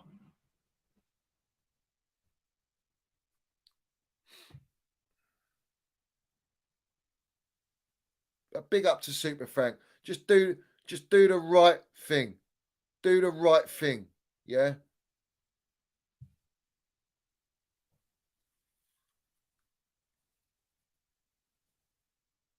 You know, Lamps needed a DM. Tuchel needed a DM. What do we expect, guys? What do we expect? Listen, the jury's out on these owners. Yeah. This has got nothing to do with Super Frank. Super Frank's not going to turn this down. Yeah. Of course he's not. All right. But are you telling me that if Tuchel tactically had to tweak the squad to play a certain way because of no DM and Lampard's going to play a back four? Guys, man, really, man, football's football either way. Yeah, he knows he hasn't got a DM. It's the same problems. Is Frank Lampard a problem-solving gaffer? We need a problem-solving gaffer. We're playing against Ancelotti, Real Madrid, all right? Elite. We need a problem-solving manager. What if we go and get Reece James injured? What happens? Or Fofana gets injured? What's the problem-solving? But we're all behind the Super Frank. He's our GOAT. That's it. You know, this is what the owners do. They play with that fine line. They're fucking with the fine line. I don't like it. It stinks. But at the end of the day, I'm backing my gaffer, and that's Super Frank. I backed him from the start when he was at Chelsea managing us. I backed him all the way. He's fucking unbelievable what he did at a football club, and I back him now. And that's it. And everyone, all you wrong-uns that were coming at Super Frank, you're going to come at him again. Yeah, we need unity. We need to be together to help him win us the Champions League, because that's what he'll go down as a legend again, as a gaffer for us, like Di Matteo. And we want that story. And we're going to have Cashley Cole there as well. But I don't like this. It's something not right about it. It doesn't sit that well with me. You had the opportunity to go and get an elite gaffer right now available, but it is what it is, guys. Bowley and Co have lost face so much they bring in Frank to calm us down. You ain't fooling us, you muppets. We are watching every move. I'm watching every fucking move, 100%. Big up to young brother. He says, don't fall for it. Plan is yes, man, Frank, next year. Oh, fucking hell. We're done if that's the case. We're done. Ludovic says, Twitter loving Frank Lampard news. Brown Envelope's got the memo. It's all about ruining the club until their model works. Circle in square, toying with us, up to Chelsea. Go Frankie Lampard. Listen, like I say, we all know what it is. I've said exactly what it is. I'm not hiding behind it. I speak my mind. It's exactly what I think and how I feel. But it's going to be a buzz to have Super Frank in the dugout. It's something spectacular, guys. The connection, the love for him. But he's got to land the minerals. You know, he's a gaffer. There's no free pass here. He's got to land the minerals and do the best for us as he can. And I know he will do. He'll want to do that. And the first thing he's going to do is probably call Minerals Mount and Reece James, his Cobham boys. Do you know what I mean? What's Bowley going to do? What are you going to do, son? What are you going to do, Barley? You're going to keep benching Mount now? Yeah? Let's see. Because if I'm telling you now, if Mason Mount gets benched, guys, you know what the drill is. You know the script. And you know what's coming from me. So let's see what happens. Hopefully it doesn't come to that. And that Super Frank does what he wants and says, I'm here for 2 months. Let's go. Or is it about, maybe I can get into the club a little bit after this. Maybe I can do something. So I want to impress the owners. Who fucking well knows? But it is what it is. I'm landing it as always. But let's see how we go, guys. I've gone on for 2.5 hours. Tomorrow, I promised you, we all know already, Johnny. Big up to all you guys. Everyone on here in the Minerals FC, my Minerals FC army. Big up to all you guys. You'll get it. You understand what I'm saying. Respect every single one of you. Love to every single one of you. And tomorrow I'm going to do a members one tomorrow. Tomorrow I'll do it, and we can discuss this now, guys. Yeah, we will discuss this tomorrow. Because I've been rolling for 2.5 hours, I would have maybe brought a few of you on, but I'm a bit like I'm fried at the minute. So tomorrow we'll do that tomorrow, guys. So tune in. Make sure you look out on the socials, Minerals FC, Twitter, Instagram, and all that jazz. And listen, you've had raw emotion, you've had exposure, you've had everything that I believe and everything I see. Let's have it right, and that's all that matters, guys. You know, that's what we're here for. So big up to every single one of you. Make sure you smash the piece of that like button. If you haven't subscribed, subscribe, hit the notification bell. We've got the Minerals FC membership pinned at the top of the live chat and down below in the description. We've got my previous 2 streams, which I really strongly recommend that you go and watch those streams as well. The one was with Potter getting sacked. The one was before that where we really came at the owners. So guys, big up to every one of you. Have a good evening. Wherever you are in the world, morning, afternoon, evening, let's have it right. And as always, smash that like button and leave a comment. I want all your comments down below, and let's welcome Super Frank back to the bridge. It's madness, but we're here for it. We're here for the this is gonna, yeah, look, he's proper Chelsea whether we like it or not, and he's got to instill the Chelsea way, yeah, and hopefully strong enough to just fucking land it on these owners and let them know this is what we're about. That's what I want to see. That's what I want to see. And yes, Chelsea, I was big up to all you guys with mental health or any issues, anyone suffering in the world. Big up to all you guys. I hope the Minerals FC platform helps you. And we're all here for you. We're all family. We're all here to support you. And please get in the chat. Please leave your comments. Everything I value everything that you guys say. I appreciate and I take in, guys. So big up to every single one of you. Respect to you guys. Super Frank. Super Frank. Super Frankie Lampard.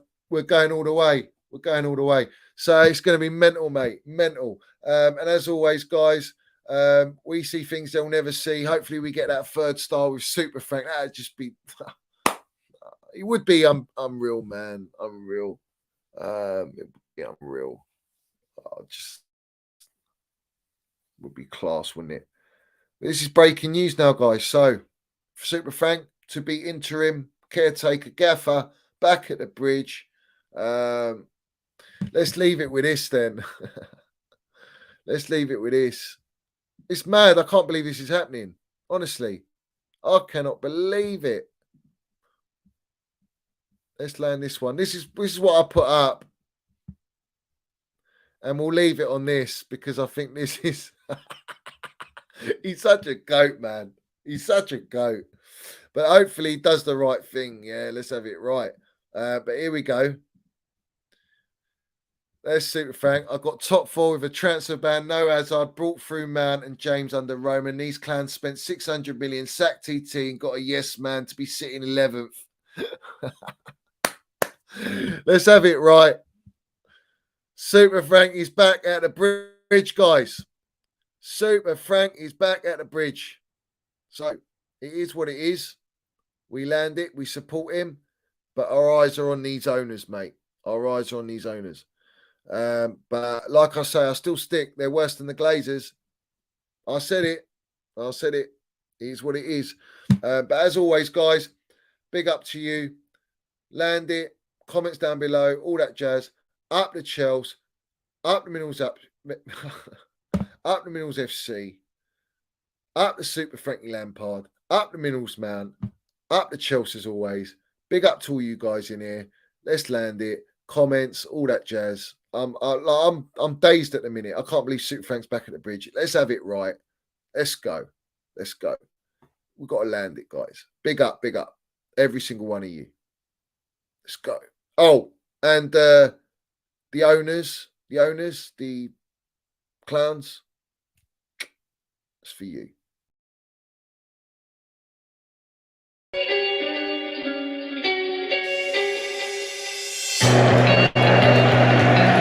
Right to London. London is blue. Let's have it right. Up the Chelsea, up the Minerals FC. Let's go.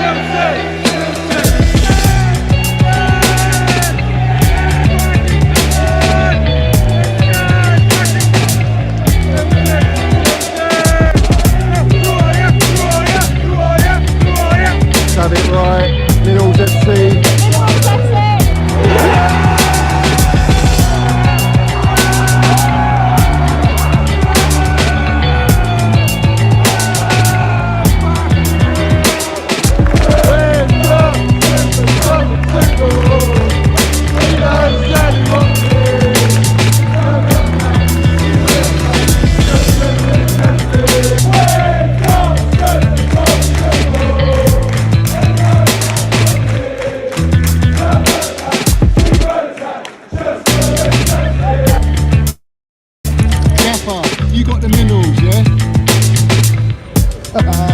Love it. Got the Minerals, TT. Hey, Johnny's got the fucking Minerals, mate.